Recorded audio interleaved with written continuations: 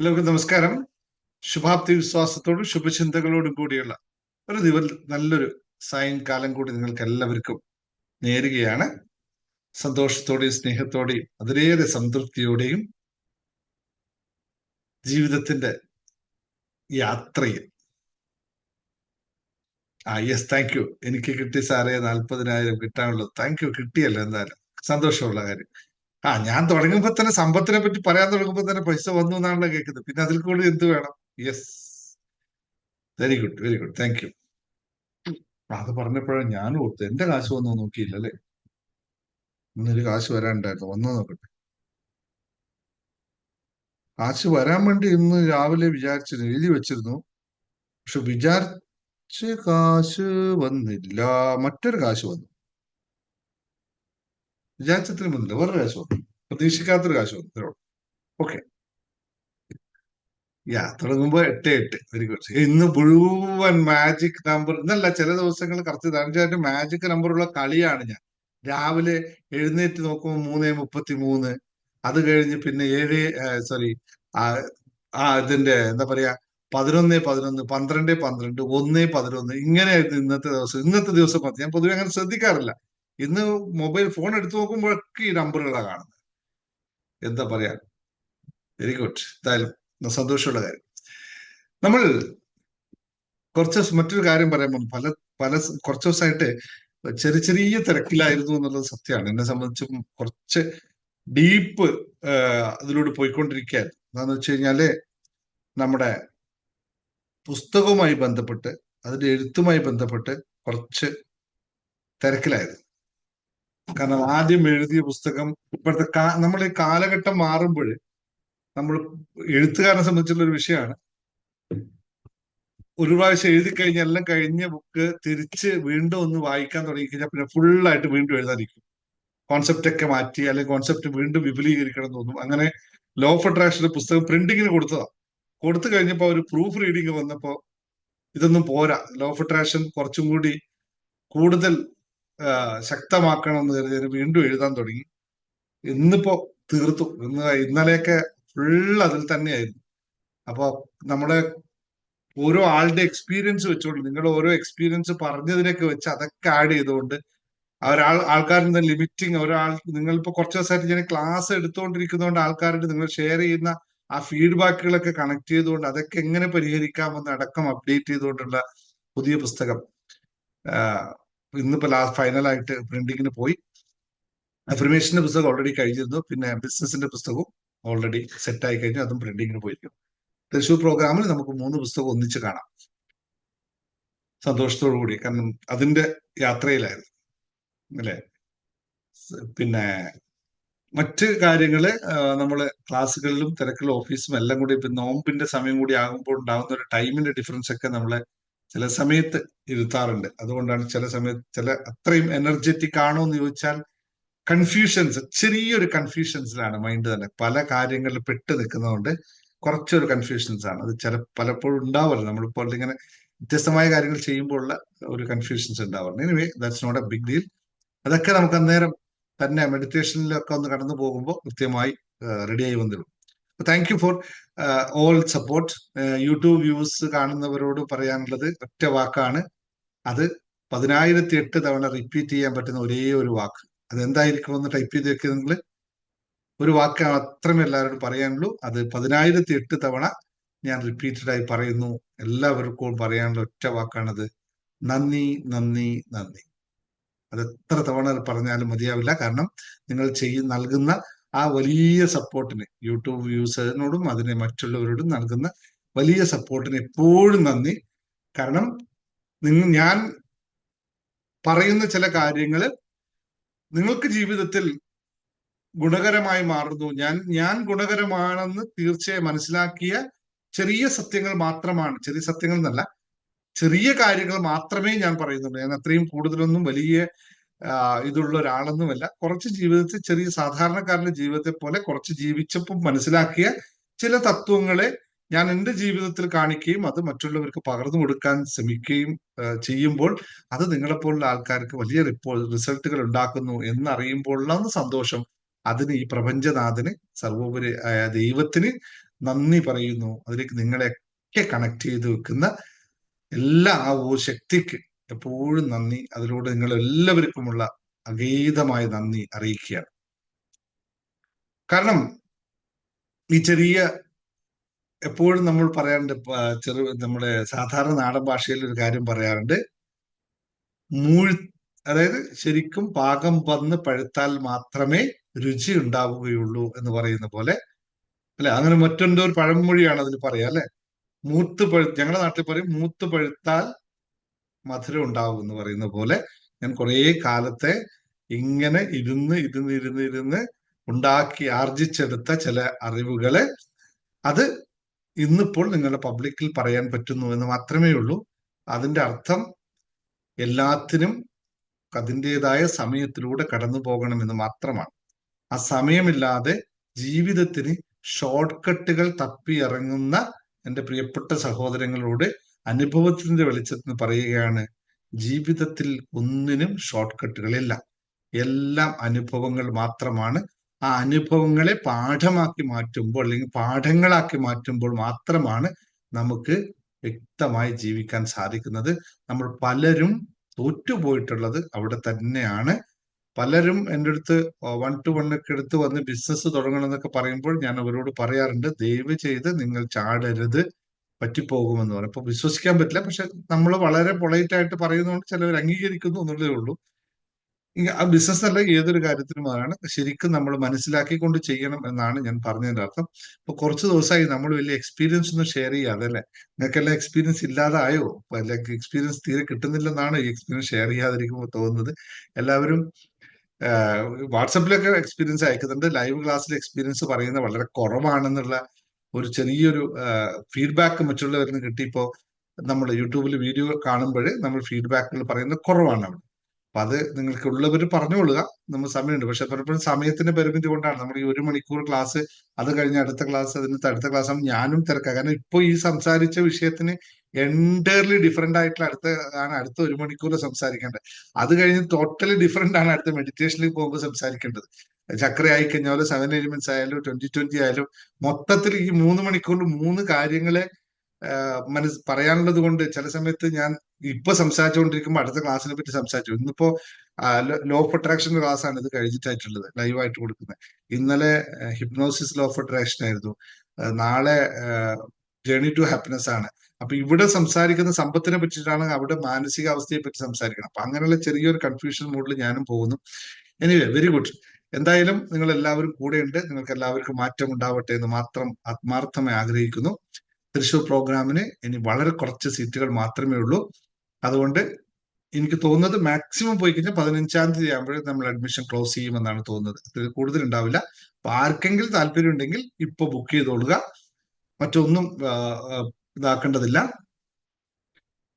നിങ്ങൾ ബുക്ക് ചെയ്ത് കൺഫേം ചെയ്യാം. ഓക്കെ, ആർക്കെങ്കിലും എന്തെങ്കിലും സംസാരിക്കാനുണ്ടോ? ഇല്ലെങ്കിൽ നേരെ ക്ലാസ്സിൽ പോകാം. സമ്പന്നരാവാനുള്ള ചില മാനസികമായ ഒരുക്കങ്ങൾ. ഞാൻ പലപ്പോഴും പറയാറുള്ള പോലെ തന്നെ ജീവിതത്തിന് എപ്പോഴും ഷോർട്ട് കട്ട് ഇല്ല എന്ന് പറയുമ്പോൾ ഞാൻ ഇപ്പൊ എത്ര പേരുണ്ട്, നമ്മൾ വളരെ കുറവാണ് ഇന്നത്തെ നമ്മുടെ സൂമിലേക്ക് വന്ന ആൾക്കാരുടെ അല്ലെ. ഇപ്പൊ ഞാൻ ഇത് വെക്കുമ്പോൾ ഒന്ന് പറഞ്ഞിരുന്നു, അടുത്ത 5 വർഷത്തിനുള്ളിൽ കോടിപതിയാകുവാൻ ആഗ്രഹമുണ്ടോ എന്ന് ചോദ്യം വന്നപ്പോൾ ഇത് ഈ പോസ്റ്റ് കണ്ട് 60% ആൾക്കാരും കയറാൻ ആഗ്രഹിക്കാതിന്റെ പ്രധാന കാരണം എന്തായിരിക്കുമെന്ന് നിങ്ങൾക്ക് അറിയാമോ? ജസ്റ്റ് ഒരു ക്യൂരിയോസിറ്റിക്ക് നോക്കാം. പോസ്റ്റ് കണ്ട് 60% ആൾക്കാരും, ഞാൻ അത്രേ പറയുന്നുള്ളൂ, കയറാതിരിക്കാനുള്ള പ്രധാന കാരണം എന്തായിരിക്കും? ഇവിടെയാണ് ഇതിന്റെ കോൺസെപ്റ്റ് തുടങ്ങുന്നത്. എല്ലാവരും തോറ്റുപോകുന്നതും ഈ ഒരൊറ്റ കാര്യത്തിലാണ് എന്നുള്ളതാണ് പറയാനുള്ളത്.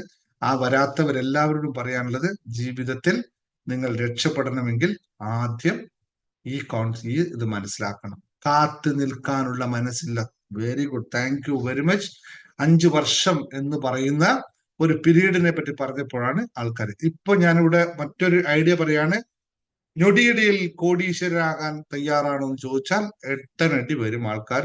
ആദ്യം മാറേണ്ടത് മൈൻഡ് സെറ്റാണ്.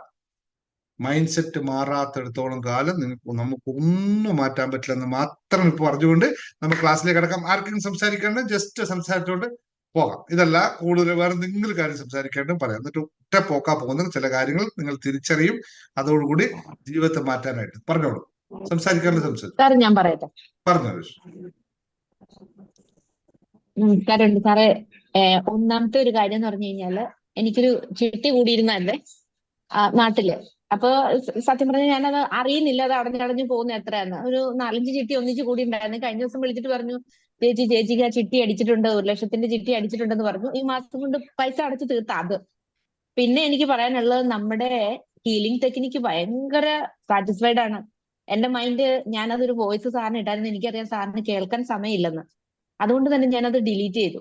കാരണം നമ്മുടെ ഒപ്പനൊപ്പോ ഒപ്പനൊപ്പനോ നല്ല ഒരു മെഡിറ്റേഷൻ എന്ന് വെച്ച് കഴിഞ്ഞാൽ ഭയങ്കര റിലാക്സേഷൻ. ഞാൻ 3 ദിവസം നമ്മള് പേയ്മെന്റിൽ കണ്ടിന്യൂസ് ആയിട്ട് ചെയ്തെങ്കിൽ എനിക്ക് ഒരു ദിവസം മാത്രമേ എനിക്കത് സാറ്റിസ്ഫൈഡ് ആയുള്ളൂ എങ്കിലും പിന്നീട് എല്ലാ ദിവസവും രാവിലെയും വൈകുന്നേരവും ഞാനത് റിപ്പീറ്റ് ചെയ്യുന്നുണ്ട്. ഭയങ്കര സാറ്റിസ്ഫാക്ഷൻ. നമ്മുടെ നെഞ്ചിടിപ്പ് അത് ശരിക്കും റിലാക്സ് ആയി പോയി. എനിക്കറിയത്തില്ല, ഞാൻ മാറിയിട്ടുണ്ട് ശരിക്കും. സാറ് പറഞ്ഞ പോലെ തന്നെ അഭിമന്യുവിന്റെ കേസ് പോലെ അത് ഞാൻ രക്ഷപ്പെട്ടിട്ടുണ്ട്. എനിക്ക് വഴി കാണിച്ചു തന്ന സാറിന് 100 നന്ദി നന്ദി അർപ്പിക്കുന്നു. തീർച്ചയായിട്ടും Roshni, thank you very okay, much. Thank you. Thank U. Yes, sir ഞാൻ പറയാം. പറഞ്ഞോളൂ. ദിനേശ് ആ പറഞ്ഞു. അത് എനിക്ക് കിട്ടുന്ന ശമ്പളം കുറവാന്ന് പറഞ്ഞിട്ട് ഞാൻ ഒരു സംഖ്യ വിചാരിച്ചിട്ട് അത്രയും കിട്ടാൻ വേണ്ടിയിട്ട് അഫർമേഷൻ എഴുതാറുണ്ട്. പക്ഷെ ഇപ്പൊ എന്താ ഉണ്ടായി അറിയോ? ആ ജോലിയാ പോയി. പക്ഷെ വേറെ വിചാരിച്ച ശമ്പളത്തിന് വേറൊരു പണിയായി. നേരെ തല തിരിച്ചായി. ഉണ്ടായിരുന്ന ജോലിയിൽ നിന്ന് വേറെയിലേക്കാ പോയി. ഉണ്ടായിരുന്ന ശമ്പളം വിചാരിച്ചതിന് ആ സംഖ്യക്കുള്ള വേറെ ജോലി വെച്ചാൽ പലഹാരം ഉണ്ടാക്കുന്ന പണിയിലേക്കാണ്. വീട്ടിലിരുന്നിട്ട് മോന്റെ കമ്പനിയിലേക്ക് രാവിലെ 40 കടിയും 40 ചായയും ഓട്ടോ വരും, അതിൽ കയറ്റി കൊടുത്തയക്കുക. 3 മണിക്ക് വരും വണ്ടി. അപ്പൊ 40 കടിയും 40 ചായയും ഉണ്ടാക്കിയിട്ട് ആ വണ്ടിയിൽ കയറ്റി കൊടുത്തയക്കുക. അപ്പൊ പുറത്ത് ഇത് അറിഞ്ഞിട്ട് ആൾക്കാർ ഓർഡർ ചോദിക്കുമ്പോ അതൊക്കെ കാണാകാശായി. ശമ്പളം വിചാരിച്ച അത്രയായി. അങ്ങനെ ഒരു മാറ്റം ഉണ്ടായിരുന്ന പണി പോയി. എന്തെന്നറിയോ, നിങ്ങൾക്ക് എവിടെയോ തെറ്റിയെന്നറിയോ? നിങ്ങൾ ശമ്പളം കൂടുതൽ വേണം, അല്ലെങ്കിൽ പൈസ കൂടുതൽ വേണം, വരുമാനം കൂടുതൽ വേണം എന്ന് ചിന്തിക്കുന്നിടത്ത് നിങ്ങൾ ഒരു നെഗറ്റീവ് കൂടി കൊണ്ടുവച്ചു. എന്താ? അതിപ്പോ പറഞ്ഞെടുത്തുണ്ടായിരുന്നു. ആർക്കെങ്കിലും ഒന്ന് പറയാൻ പറ്റുമോ? അല്ലേക്ക് സന്തോഷമായി ഇത് കിട്ടിയത്. അല്ലല്ല. ഓക്കെ, നിങ്ങൾ ആ ജോലി പോകാനുള്ള കാരണത്തെ പറ്റി ഞാൻ പറഞ്ഞത്. ജോലി അത് പോയിട്ട് വേറൊന്ന് കിട്ടിയെന്ന് പറഞ്ഞില്ലേ? അപ്പൊ നിങ്ങൾക്ക് കിട്ടിയത് നിങ്ങൾക്ക് ശരിക്കും തന്നു. പക്ഷെ മറ്റത് പോവാനുള്ള കാരണം എനിക്ക് അവിടെ ശമ്പളം കുറവാണെന്നുള്ള നെഗറ്റീവ് ഫീലിങ്സ് നിങ്ങൾക്ക് വന്നില്ലേ? അല്ല, അതല്ല അവിടത്തെ ഫീലിംഗ് ഒക്കെ അതല്ല. ശമ്പളം കുറവാണെന്ന് എനിക്ക് വിഷമമുണ്ട്. പക്ഷെ അല്ലല്ല, ആ വിഷമം കൊണ്ടാണ് അത് പോയത്. ആയിക്കോട്ടെ, നല്ല കാര്യമായി അത്. അതെ, ഓക്കെ, നല്ലത് തന്നെ. ഞാൻ പറഞ്ഞത് നിങ്ങൾക്ക് അത് പോവാനുള്ള കാരണം ഇതാണ്. കാരണം അത് നിങ്ങളെ സംബന്ധിച്ച് വളരെ എനിക്കിത് കുറവാണെന്ന് തോന്നിയത് കൊണ്ട് നിങ്ങൾക്ക് ബെറ്റർ ആവണമെന്നല്ല, നിങ്ങൾക്ക് ഇത് കുറവാണെന്നൊരു തോന്നലായിരുന്നു ഉണ്ടായത്. ശരിക്കും അവിടെ എന്താ സംഭവിക്കണമെന്ന് വെച്ചാൽ, അതാണ് നമ്മൾ എപ്പോഴും പറയാറുള്ളത്. നമ്മൾ ഉള്ളതിനെ ആദ്യം നന്ദി പറഞ്ഞിട്ട് മറ്റതിലേക്ക് പോകുമ്പോ ഉള്ളതിന്റെ കൂടുതൽ കിട്ടും.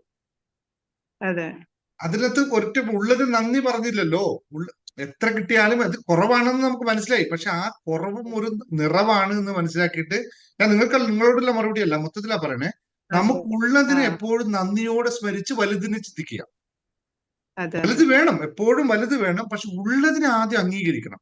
ഇല്ലെങ്കിൽ എന്താ സംഭവിക്കുക എന്ന് പറഞ്ഞാല് അത് അതായത് മണിയുടെ കോൺസെപ്റ്റ് കുറേ വലുതാണ്. പെട്ടെന്ന് പറഞ്ഞാൽ പോവില്ല. അപ്പൊ ഇത്രമാത്രം പറഞ്ഞപ്പോ എപ്പോഴാണോ ഉള്ളതിൽ നന്ദി പറഞ്ഞിട്ട് അതിന്റെ വലുതിനെ പറ്റി ആകർഷിക്കുക.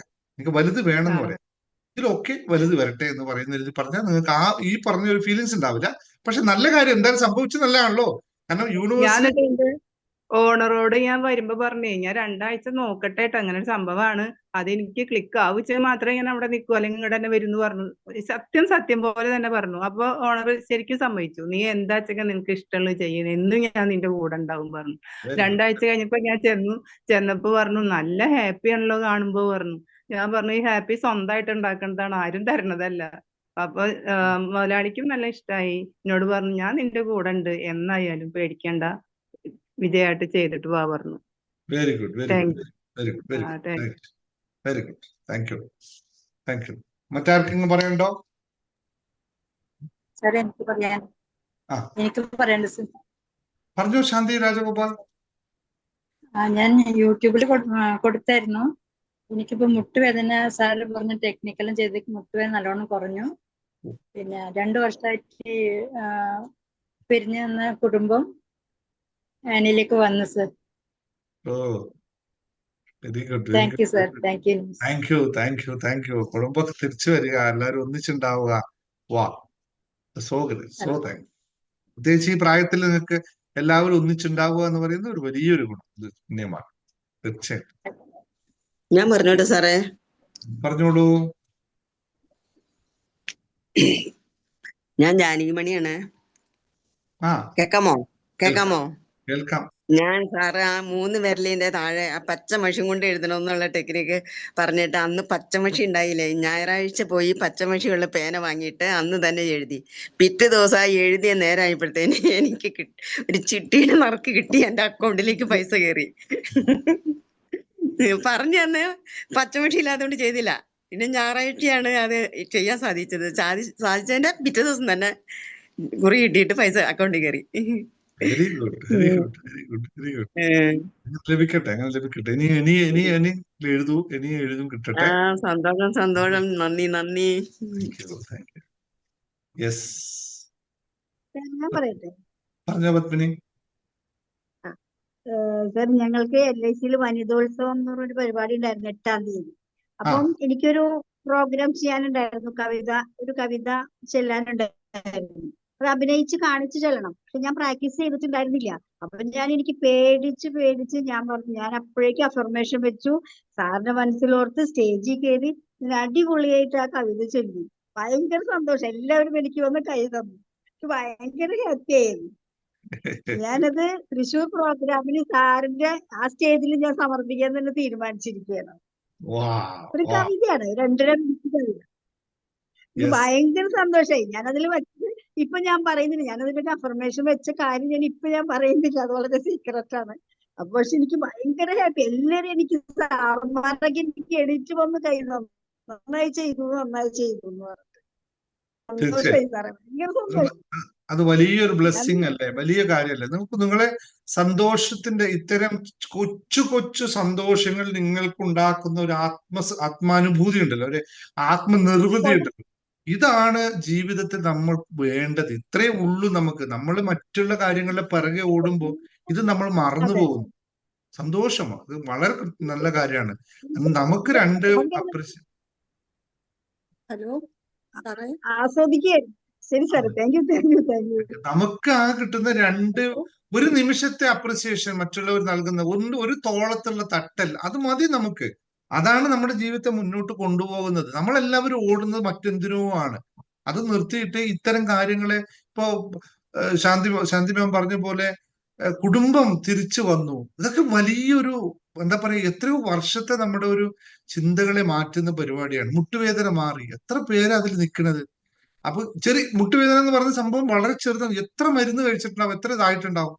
അപ്പൊ അതാ സന്തോഷം എന്നറിയുമ്പോൾ, മനസ്സിൽ സന്തോഷം എന്നറിയുമ്പോൾ മാറും, എല്ലാം മാറും. ഇത്തരം കൊച്ചു കൊച്ചു കാര്യങ്ങളെ ആദ്യം ശ്രദ്ധിച്ച് വലിയ വലിയത്തിലേക്ക് പോകാൻ പറ്റും. ഓക്കെ, സംസാരിച്ചോളൂ സജിന, സംസാരിച്ചോ. സാറേ, ഞാൻ ആദ്യമായിട്ട് ക്ലാസ്സിൽ ഇരിക്കണത്. എങ്ങനെ പറയേണ്ട അറിയില്ല, എന്നാലും പറയാം. ഭയങ്കര ബുദ്ധിമുട്ടും ടെൻഷനും ഉണ്ട്. അതും കൂടി അറിയാലോ, സാറിനോട് ഞാൻ പറഞ്ഞിട്ടുണ്ടല്ലോ. പറഞ്ഞോ. ഞാൻ ആദ്യം ഫസ്റ്റ് ടൈമാണ് ഞാൻ ഇരുന്നിട്ടില്ല ഇതുവരെ, ക്ലാസ്സിനൊന്നും ഇരുന്നിട്ടില്ല. എനിക്കതൊന്ന് ശരിയാക്കി തരണോ? അത്ര നോർമലി സംസാരിച്ചോ, വീഡിയോ ഓഫ് ചെയ്ത് സംസാരിച്ചോ. അതെ, ഞാൻ ആദ്യമായിട്ട് ഇരിക്കണത് ക്ലാസ്സിന്. അപ്പൊ എനിക്ക് അതെന്നെ, അപ്പൊ എന്താ പറയാന്നറിയില്ല. ഇപ്പൊ ഞാൻ ഓക്കെ ആയിട്ടില്ല ഇതുവരെ. ഓക്കെ ആവാൻ ഞാൻ ഇരുന്നിട്ടില്ല ക്ലാസ്സിന്. ഒരു ക്ലാസ് പോലും ഞാൻ ഇരുന്നിട്ടില്ല. ആയിക്കോളൂ, അത് ഓക്കെ ആവും. ഒരാഴ്ച നിങ്ങൾ എന്റെ കൂടെ ക്ലാസ്സിൽ ഗ്രൂപ്പ് ഒക്കെ ക്രിയേറ്റ് ചെയ്തിട്ടുണ്ടല്ലോ അല്ലെ? ഒരാഴ്ച എന്റെ കൂടെ ഇരുന്നോ, നിങ്ങൾ കംപ്ലീറ്റ് നോർമലാവും. പിടിച്ചു വെച്ചിരിക്കുന്ന ചില കാര്യങ്ങൾ മാത്രം ഒന്ന് വിട്ടാൽ മതി. അത് വിടും കേട്ടോ. ശരിയാണ്, സന്തോഷം. ഇപ്പൊ നിങ്ങൾ കൺമ്യൂട്ട് ചെയ്ത് സംസാരിക്കാൻ തയ്യാറായ ധൈര്യം ഉണ്ടല്ലോ, ദാറ്റ്സ് ഗുഡ്. അവിടെയാണ് തുടക്കം. ആ ധൈര്യത്തിലാണ് തുടക്കം. ഓക്കെ, അൽഹംദുലില്ലാ. Thank you. Hello yes, hello yeah. എനിക്ക് ഇന്നൊരു ഗിഫ്റ്റ് കിട്ടി, റിസ്റ്റ് വാച്ച്. ഗിഫ്റ്റ് വാച്ച് കിട്ടി. ഹലോ ആ, ബോസ് തന്നതാ. മഹാ, വെരി ഗുഡ്. അത് ഞാൻ ഭയങ്കര സംതൃപ്തിയാ. ഏയ് വാ, പിന്നെന്താ സന്തോഷം. എന്തിനാ തന്ന ഗിഫ്റ്റ്? ആൾക്ക് സാലറി കിട്ടിയപ്പോ സന്തോഷത്തിനാ മേടിച്ചു തന്നതാ. ഓ ഓ ഓ, സാലറി ബോസിന്. ബോസ് സാലറി കിട്ടിയപ്പോ നിങ്ങൾക്കും മേടിച്ചത്. അടുത്ത ആ, അടുത്ത മാസം കൂടി ശമ്പളം നല്ല കിട്ടിയിട്ട് അടുത്ത മാസം ഒരു ഗിഫ്റ്റും കൂടി വരട്ടെ. അങ്ങനെ നമുക്ക് ഗിഫ്റ്റും പറ്റാതെ. Okay, thank you very much. Thank you. Okay. Okay, അപ്പൊ നമുക്ക് ക്ലാസ്സിലേക്ക് കിടക്കാം. എന്താന്ന് വെച്ചാൽ ഇത്തരം കൊച്ചു കൊച്ചു സന്തോഷങ്ങളാണെങ്കിലും അത് വലിയ സന്തോഷത്തിലേക്കുള്ള നാഴികക്കല്ലുകളാണെന്ന് അറിയാം. അതിനെ നമ്മൾ അംഗീകരിക്കാനും അതിനെ നമ്മൾ സ്വീകരിക്കാനും അതിനെ അനുഭവിക്കാനും നമ്മൾ എപ്പോഴാണോ തയ്യാറാകുന്നത്, അപ്പോൾ മുതലാണ് നമുക്ക് ജീവിതത്തിൽ മാറ്റം ഉണ്ടാകുന്നത്. അത് തന്നെയാണ് ഇവിടുത്തെ രഹസ്യം, വേറൊന്നും അല്ല കേട്ടോ. ഇവിടെ രഹസ്യം നമ്മളിങ്ങനെ പറയുന്ന കാര്യങ്ങളൊക്കെ നിങ്ങൾ സന്തോഷപൂർവ്വം സ്വീകരിക്കുക, സന്തോഷപൂർവ്വം അനുഭവിക്കുക. അപ്പോൾ ഓട്ടോമാറ്റിക് ആയിട്ട് കാര്യങ്ങൾ. യഥാർത്ഥത്തിൽ ഒരു ഒറ്റ കാര്യം പറഞ്ഞു പോകാം. യഥാർത്ഥത്തിൽ ഇതൊക്കെ ഇന്നും സംഭവിക്കുന്ന കാര്യങ്ങളാണെന്നേ. പക്ഷെ അത് നമ്മൾ തിരിച്ചറിയുന്നില്ലെന്നേ ഉള്ളൂ. ഈ തിരിച്ചറിവ് വരുമ്പോഴാണ് നമുക്ക് ഇതൊക്കെ അയ്യോ ഇങ്ങനെയൊക്കെ ആണല്ലോ എന്ന് പറയുന്നത്. നമുക്ക് ആകെ വേണ്ടത് തിരിച്ചറിവുകളാണ്. ആ തിരിച്ചറിവാണ് ഏറ്റവും പ്രാധാന്യമുള്ള കാര്യം. നമുക്കിതെല്ലാം ലഭിച്ചുകൊണ്ടിരിക്കുന്നുണ്ട് പലപ്പോഴും. പലരിൽ നിന്നും പല സ്ഥലത്തു നിന്നും ഗിഫ്റ്റുകളും അല്ലെങ്കിൽ ഈ പറഞ്ഞ ചിട്ടികളും ഒക്കെ നമുക്ക് ലഭിച്ചുകൊണ്ടിരിക്കുന്ന കാര്യങ്ങൾ. അല്ലാതെ ഇവിടെ കിടന്നിട്ട് ഇവിടെ വന്ന് ദിനേശ് സാറിന് മുമ്പിൽ വന്നപ്പോ ഇതൊന്നുമില്ല. സംഭവം ഉള്ളതാണ്. പക്ഷെ ഇത് തിരിച്ചറിയാൻ ഇവിടെ ഈ ഭാഗം ഉണ്ടല്ലോ, ഇവിടെ ഒരു സാധനം ഉണ്ടല്ലോ, ഈ സാധനത്തിൽ ചെറിയൊരു മാറ്റം വന്നു, ഒരു വൈബ്രേഷൻ മാറിയപ്പോ അതിന്റെ കുലുക്കം മാറിക്കഴിഞ്ഞു. അതാണ് പ്രധാനമായിട്ടുള്ള കാര്യമെന്ന് ഒന്നുകൂടി ഓർമ്മിപ്പിക്കുന്നു. കാരണം നമ്മൾ എപ്പോഴും ജീവിതത്തെ കാണേണ്ട എങ്ങനെയാണ്, ജീവിതത്തിൽ നമുക്ക് വേണ്ടതും നിത്യമായ സന്തോഷമാണ്. നിത്യമായ സന്തോഷം ഉണ്ടാവണമെങ്കിൽ നിത്യമായ ഉൾക്കൊള്ളൽ നമുക്ക് ആവശ്യമാണ്. നമ്മളെ തന്നെ തിരിച്ചറിയുക, നമ്മൾ അതിനു വേണ്ടി ശ്രമിക്കുക എന്ന് മാത്രം ആരംഭിച്ചുകൊണ്ട് നമുക്ക് ഇന്നത്തെ ക്ലാസ്സിലേക്ക് കിടക്കാം. Yes, come on. ടാബ്ലറ്റ്സ് കിട്ടാതിരുന്നാൽ ആർക്കും ഉത്സാഹമുണ്ടായിരുന്നു. നമുക്ക് ടാബ്ലറ്റ്സ് എടുക്കുക. എടുത്തോട്ട്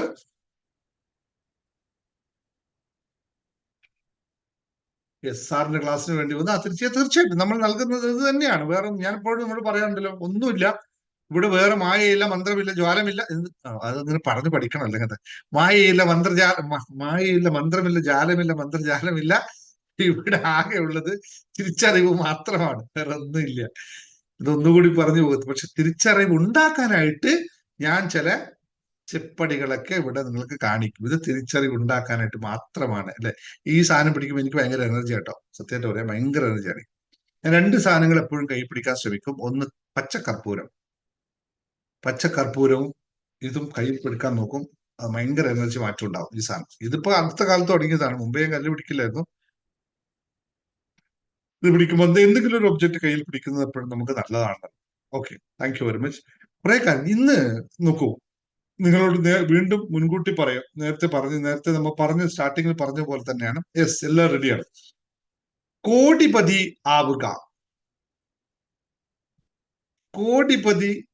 ആകാൻ താല്പര്യമുള്ളവർ അല്ലെങ്കിൽ ആഗ്രഹമുള്ളവർ മാത്രം അവരവരുടെ പേരൊന്ന് ടൈപ്പ് ചെയ്യുക.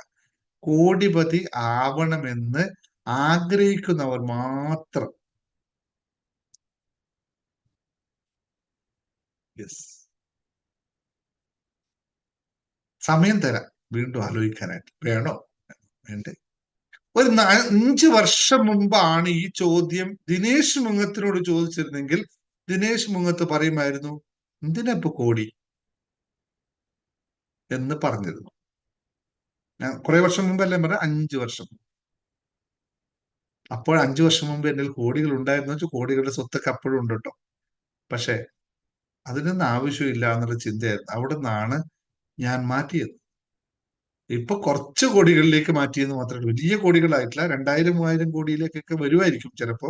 ഇപ്പൊ അത്രയും വന്നിട്ടില്ല ചിന്തകൾ. എന്നാലും കുറച്ച് കോടികളുടെ കണക്കിലേക്ക് വന്നു. അത് നമ്മൾ ചില കാര്യങ്ങൾ മനസ്സിലാക്കും. കോടിപതി ആകുവാൻ ഇപ്പൊ ഈ പറഞ്ഞ പോലെ. ഓക്കെ, ആ രണ്ടാമത്തെ ചോദ്യം കൂടി ചോദിക്കാം. കോടീശ്വരനാവാൻ എന്തെങ്കിലും ഷോർട്ട് കട്ടുകൾ ഉണ്ടെന്ന് നിങ്ങൾ വിശ്വസിക്കുന്നുണ്ടോ? എങ്കിൽ എസ് പറയൂ. കോടീശ്വരനാവാൻ എന്തെങ്കിലും ഷോർട്ട് കട്ടുകൾ ഉണ്ട് എന്ന് നിങ്ങൾ വിശ്വസിക്കുന്നുവെങ്കിൽ എസ് പറയുക. മറ്റുള്ളവർ നോ പറഞ്ഞു. എന്റെ ക്ലാസ്സിൽ ഇരിക്കുന്നവരെല്ലാം ഞാൻ ഈ ചോദ്യങ്ങൾ പബ്ലിക്കിലാ പറഞ്ഞെങ്കിൽ മറ്റൊരു രൂപത്തിൽ മറുപടി പറയായിരുന്നു. നിങ്ങൾ എന്റെ ക്ലാസ് നിരന്തരം ഇരുന്നത് കൊണ്ട് നിങ്ങൾക്ക് നല്ല തിരിച്ചറിവുകൾ വന്നുകൊണ്ടിരിക്കുന്നു. നല്ല തിരിച്ചറിവുകൾ കുറെ പേർക്ക് നല്ല തിരിച്ചറിവ് ആയി കഴിഞ്ഞിരിക്കുന്നു, മറ്റുള്ളവർക്ക് വന്നുകൊണ്ടേയിരിക്കുന്നു. അത് വളരെ സന്തോഷപൂർവ്വം പറയുകയാണ്, പബ്ലിക് പറയുകയാണ്. ഈ ക്ലാസ്സിലിരിക്കുന്ന ആൾക്കാർക്ക് ലക്കിനെ പറ്റിയിട്ടാണ് ഇന്നലെ ഞാൻ മുഴുവൻ ക്ലാസ് എടുത്തത്. ഇനി ലക്കിന്റെ കാര്യം ഇവിടെ പറഞ്ഞേക്കുന്നത്. ലക്കിയുടെ ക്ലാസ് ആയിരുന്നു കഴിഞ്ഞത്തെ ക്ലാസ്. ഒരു ലക്ക് എന്താണെന്ന് കൃത്യമായി പറഞ്ഞിരുന്നു. അപ്പൊ ലക്ക് അത് കേട്ട് കഴിഞ്ഞാൽ ഇവിടെ ഇത് പറയില്ല. ഓക്കെ, ലോട്ടറി അടിച്ചാൽ കോടീശ്വരനാവാൻ സാധ്യതയുണ്ടെന്ന് വിശ്വസിക്കരുത് കേട്ടോ. ചിലപ്പോൾ ലോട്ടറി അടിച്ചാൽ 10 15 കോടി കിട്ടിയെന്ന് വരും. പക്ഷെ നിങ്ങൾ ഒരു ദിവസമോ 2 ദിവസമോ അല്ലെങ്കിൽ ഒരു മാസം കൊണ്ട് അത് പുട്ടടിച്ച് തീർക്കും. പിന്നെ കോടീശ്വരനായി നിലനിൽക്കില്ല. അപ്പോ ഇല്ല. ഓക്കെ, നോക്കൂ, ലോട്ടറി അടിച്ചാലും ആവില്ല, കോടീശ്വരനാവാൻ പറ്റില്ല. അങ്ങനെ ചിന്തകളേ നിങ്ങൾക്ക് വേണ്ട. കാരണം പണത്തിന്റെ ശാസ്ത്രം നിങ്ങൾ അറിഞ്ഞു കഴിഞ്ഞാൽ ഇത് പറയില്ല. മണിയുടെ സൈക്കോളജി നിങ്ങൾക്ക് അറിയാത്തത് കൊണ്ടാണ് ഇങ്ങനെ പറയുന്നത്. ഞാൻ ഇതിനു മുമ്പ് ഒരു കാര്യം പറഞ്ഞിരുന്നു. നിങ്ങൾക്ക് 1 കോടി രൂപ, സിമ്പിൾ ആയിട്ട് ചോദിക്കാവുന്നൂടി, നിങ്ങൾക്ക് 1 കോടി രൂപ ലോട്ടറി അടിക്കുകയാണെന്ന് കരുതിക്കോ. അല്ലെങ്കിൽ 1 കോടി അല്ല, ഇപ്പൊ 2 കോടി അടിക്കാം. അങ്ങനെ 1 കോടി അടിച്ചു കഴിഞ്ഞാൽ നിങ്ങൾക്ക് 40% മറ്റോ ടാക്സ് കഴിച്ചിട്ട് 60 ലക്ഷം രൂപയെ കിട്ടുള്ളൂ.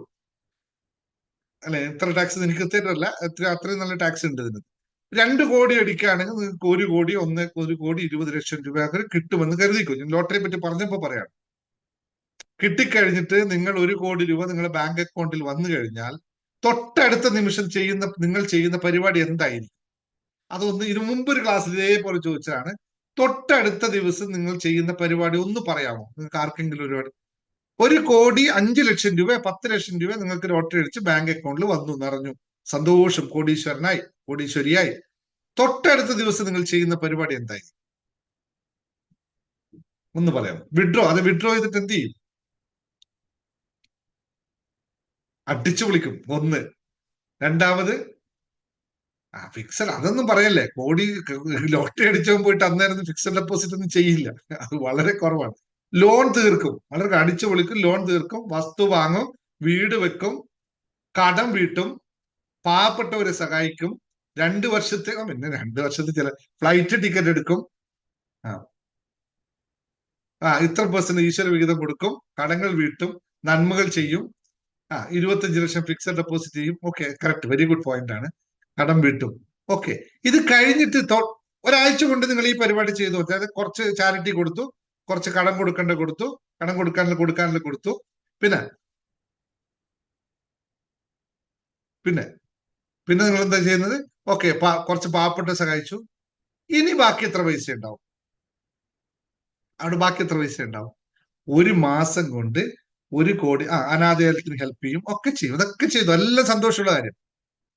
പിന്നെ നിങ്ങളുടെ കയ്യിൽ ഒരു 90 ലക്ഷം രൂപയല്ലേ ഉണ്ടാവുള്ളൂ ബാക്കി. അതിന് എത്ര ചെയ്തു? സാധാരണ ചെയ്താൽ തൊട്ടടുത്ത നിമിഷം തീർത്താ പോയി. തീർക്കാത്ത മാക്സിമം പിടിച്ചിരിക്കുന്ന ആൾക്ക് പറഞ്ഞു. ഒരാൾ പറഞ്ഞു 25 ലക്ഷം ഫിക്സഡ് ഡെപ്പോസിറ്റ്, 50 ലക്ഷം ഫിക്സഡ് ഡെപ്പോസിറ്റ്, ഒരു വീട് വാങ്ങിക്കും എന്നൊക്കെ പറഞ്ഞു. ബാക്കി എത്ര പൈസ ഉണ്ടാവും? 1 കോടിയിൽ താഴെ ആയല്ലോ. പിന്നെ അവിടെ എന്തായാലും 1 കോടി താഴെ ആയല്ലോ. അനാഥാലയത്തിന് കൊടുത്തു, മറ്റുള്ളവർക്ക് കൊടുത്തു, കടം കൊടുത്തു കഴിയുമ്പോൾ 1 കോടിയിൽ താഴെ വരുമല്ലോ. പിന്നെ നിങ്ങൾ ആരാ?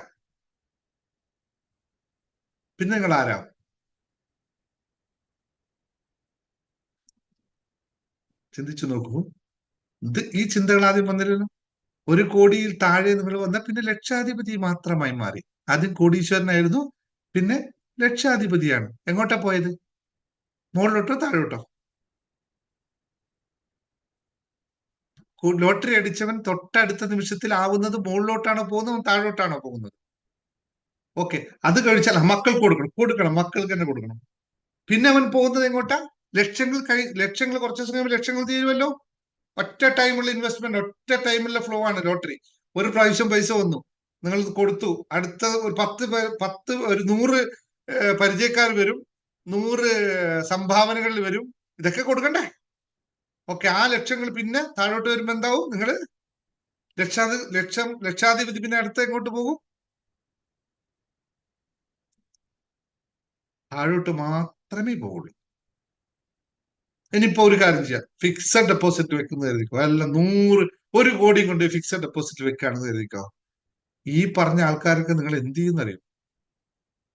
ഈ കടം കൊടുക്കാനുള്ളവരല്ലേ ഞാൻ പറയണേ, സംഭാവനകൾ നാട്ടിൽ കൊടുക്കണ്ട, അനാഥാലയങ്ങൾ കൊടുക്കാനുള്ളത്, കൂട്ടുകാർ പൈസ ചോദിക്കുമ്പോ, ബന്ധുക്കൾ പൈസ ചോദിക്കുമ്പോ, ഇത് കൊടുത്തില്ലെങ്കിൽ എന്തായിരിക്കും നിങ്ങളുടെ അവസ്ഥ? എന്തിന്റെ വില ഉണ്ടാവില്ല? പിന്നെ കോടീശ്വരന്റെ വില പോയിട്ട് 4 കാലിൽ നാട്ടിൽ പോകുന്ന ഒരു സാധനമില്ലേ, വെറുതെ നടക്കുന്നത്, അതിന്റെ വില പോലും നമുക്ക് ഉണ്ടാവില്ല. അപ്പോഴും നമ്മൾ കോടീശ്വരനാവോ? ഇല്ല. ഇപ്പൊ ലോട്ടറി അടിച്ചിട്ട് കോടീശ്വരൻ ഉണ്ടാവുമെന്ന് ആർക്കെങ്കിലും തോന്നുന്നുണ്ടെങ്കിൽ, ലോട്ടറി അടിച്ചാൽ ഒരു നിമിഷത്തെ കോടീശ്വരനാവും, തൊട്ടടുത്ത നിമിഷം സമാധാനക്കേട് അവിടെ വെച്ച് തുടങ്ങും. ഇപ്പൊ നിങ്ങൾ പൈസ ഇല്ലെങ്കിൽ ഇല്ല എന്ന് മാത്രമേ ഉള്ളൂ. പിന്നെ ഫുൾ ശത്രുക്കൾ, ഇപ്പൊ പറഞ്ഞ കറക്റ്റാണ്, നിങ്ങൾ പറഞ്ഞ ശത്രുക്കളുടെ പ്രളയമായിരിക്കും. കാരണം ഓരോ ആള് ചോദിച്ചതിനും പൈസ ഇങ്ങനെ എടുത്ത്, ലോട്ടറി അടിച്ച പൈസയല്ലേ, ഇരിക്കട്ടെ ഇരിക്കട്ടെ ഇരിക്കട്ടെ. ഇനി രഹസ്യമായി ലോട്ടറി അടിച്ചാൽ ഓക്കെ, ആരോടും പറയേണ്ടതില്ല, അതിനുവേണ്ടി പ്രാർത്ഥിച്ചാൽ, ലോട്ടറി അടിക്കുമ്പോൾ രഹസ്യമായിട്ട് അടിക്കാൻ പ്രാർത്ഥിച്ചാൽ കുഴപ്പമില്ല. മനസ്സമാധാനം നഷ്ടപ്പെടും തന്നെ ഞാൻ പറഞ്ഞത്. കൃത്യമായിട്ട് ഇതൊന്ന് കോൺസെപ്റ്റ് ഒന്ന് മനസ്സിലാക്കി വെക്കണേ. അപ്പൊ കോടീശ്വരനാവാൻ ലോട്ടറി അടിക്കുന്ന കോൺസെപ്റ്റ് അല്ല പ്രാധാന്യം എന്ന് മനസ്സിലാക്കുമ്പോൾ ഞാൻ ഈ 5 വർഷത്തെ പറ്റി പറഞ്ഞത് നിങ്ങൾക്ക് മനസ്സിലാവും. എന്തുകൊണ്ട് ലക്ഷാധിപതിയാവാൻ 5 വർഷം കൊണ്ട് എന്ന് പറഞ്ഞത് ഇതുകൊണ്ട് തന്നെയാണ്. അങ്ങനെ ആയാൽ മാത്രമേ കൺസിസ്റ്റൻസി ഓഫ് ഗ്രോത്ത് ഉണ്ടാവുള്ളൂ. കൺസിസ്റ്റൻസി ഓഫ് ഗ്രോത്ത് ഉണ്ടായാൽ അത് പെർമനന്റ് ആയിട്ട് അവിടെ നിൽക്കും. ഞാൻ ആദ്യം പറഞ്ഞിരുന്നു, ഞാനിപ്പോൾ നിങ്ങളുടെ മുമ്പിൽ സംസാരിക്കുന്നത് 8-9 വർഷത്തെ എന്റെ നിരന്തരമായിട്ടുള്ള പ്രവർത്തനത്തിന്റെ ഫലമാണ് ഈ കാണുന്ന ഇപ്പോൾ പറയുന്നത്, മറ്റൊന്നുമല്ല. നാളെ ഒരു സുപ്രഭാതത്തിൽ എഴുന്നേറ്റ് വന്ന് ദിനേശ് മുങ്ങത്ത് നിങ്ങളുടെ മുന്നിൽ സംസാരിക്കാൻ തുടങ്ങിയതല്ല. അങ്ങനെ ഒരിക്കലും സംസാരിക്കാൻ തുടങ്ങിയാൽ 4 ദിവസം ആൾക്കാർ കേൾക്കും, അടുത്ത ദിവസം കഴിയുമ്പോൾ ആൾക്കാര് ചീമുട്ടയോ തക്കാളിയോ എടുത്തിട്ട് അറിയും. ഇത് ശ്രദ്ധിക്കേണ്ട കാര്യമാണ്. ലോട്ടറി കറക്റ്റാണ് രഞ്ജൻ സാർ പറഞ്ഞത്, ലോട്ടറി അടിച്ചവർ ആരും ഇന്നേ വരെ രക്ഷപ്പെട്ട ചരിത്രം ലോകത്തില്ല. പൈസ ഉണ്ടാക്കിയിട്ടുണ്ട്, അത് വയസ്സായിട്ട്. ഇപ്പൊ നമ്മളെ പോലെ ഇതുപോലെ ക്ലാസ്സിൽ വന്ന് ഇരുന്നിട്ട് തിരിച്ചറിവ് സമ്പാദിച്ചവന് രക്ഷപ്പെടാൻ പറ്റും, 100% രക്ഷപ്പെടാൻ പറ്റും. നമ്മളെ പോലെ അല്ലെങ്കിൽ നല്ല ഫൈനാൻഷ്യൽ അഡ്വൈസ് ചെയ്യുന്ന ആൾക്കാരുടെ അടുത്ത് പോയി കഴിഞ്ഞാൽ രക്ഷപ്പെടാൻ പറ്റും, അല്ലാത്തവന് പറ്റില്ല. കാരണം എനർജിയെ പറ്റി പറയുമ്പോൾ എപ്പോഴും പറയാറുണ്ട്, നിങ്ങൾക്ക് എനർജി സ്ലോലി അപ്പ് ചെയ്ത് കൊണ്ടു നിർത്തണം.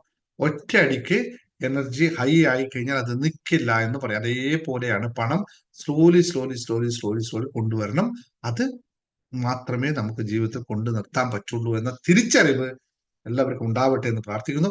അപ്പോൾ ചെറിയ കാര്യങ്ങളൊന്ന് പറഞ്ഞു പോകാം. പണവുമായി ബന്ധപ്പെട്ട് പല കാര്യങ്ങളും ഞാനിവിടെ പഠിപ്പിക്കാറുണ്ട്. ഇൻസ്റ്റന്റ് ആയിട്ട് മണി കിട്ടുന്ന കാര്യം പഠിപ്പിക്കാറുണ്ട്. ഇൻസ്റ്റന്റ് ആയിട്ട് മണി കിട്ടുന്ന കാര്യം പഠിപ്പിക്കുമ്പോഴെല്ലാം നിങ്ങൾക്കറിയാം, ഇത് എവിടെയെങ്കിലും നമ്മൾ ചെയ്തു വെച്ച കർമ്മത്തിന്റെ അല്ലെങ്കിൽ ധർമ്മത്തിൽ ഊന്നി നമ്മൾ ചെയ്തു വെച്ച കർമ്മത്തിന്റെ പരിണിത ഫലങ്ങളായിട്ട് മാത്രമേ ആ പണങ്ങളെല്ലാം നിങ്ങളിൽ വന്നിട്ടുള്ളൂ. നമ്മൾ എപ്പോഴും പറയുന്ന ഒരു കാര്യമുണ്ട്, സത്യം വദ ധർമ്മം ചര എന്ന് പറയുന്നത് പോലെ ധർമ്മത്തിലൂടെ നമ്മൾ ചെയ്തു വെച്ച, അല്ലെങ്കിൽ നമ്മൾ ലളിതമായി പറഞ്ഞാൽ കർമ്മഫലമായിട്ട് നമ്മൾ നേടിവെച്ച ആർജിച്ചു വെച്ച സമ്പാദ്യത്തെ നമ്മളെ കയ്യിൽ എത്തിക്കാൻ മാത്രമേ ഇത്തരം ടെക്നിക്കുകളെല്ലാം വർക്കായിട്ടുള്ളൂ.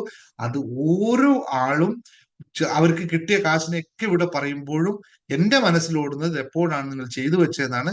നിങ്ങൾക്കും അതറിയാം, കേൾക്കുന്നവർക്കും അറിയാം. കേൾക്കുന്നവർ മനസ്സിലാക്കണം, ഇവിടെ എല്ലാം നമ്മൾ ചെയ്ത കർമ്മത്തിന്റെ ഫലം മാത്രമേ ഉണ്ടാവുകയുള്ളൂ.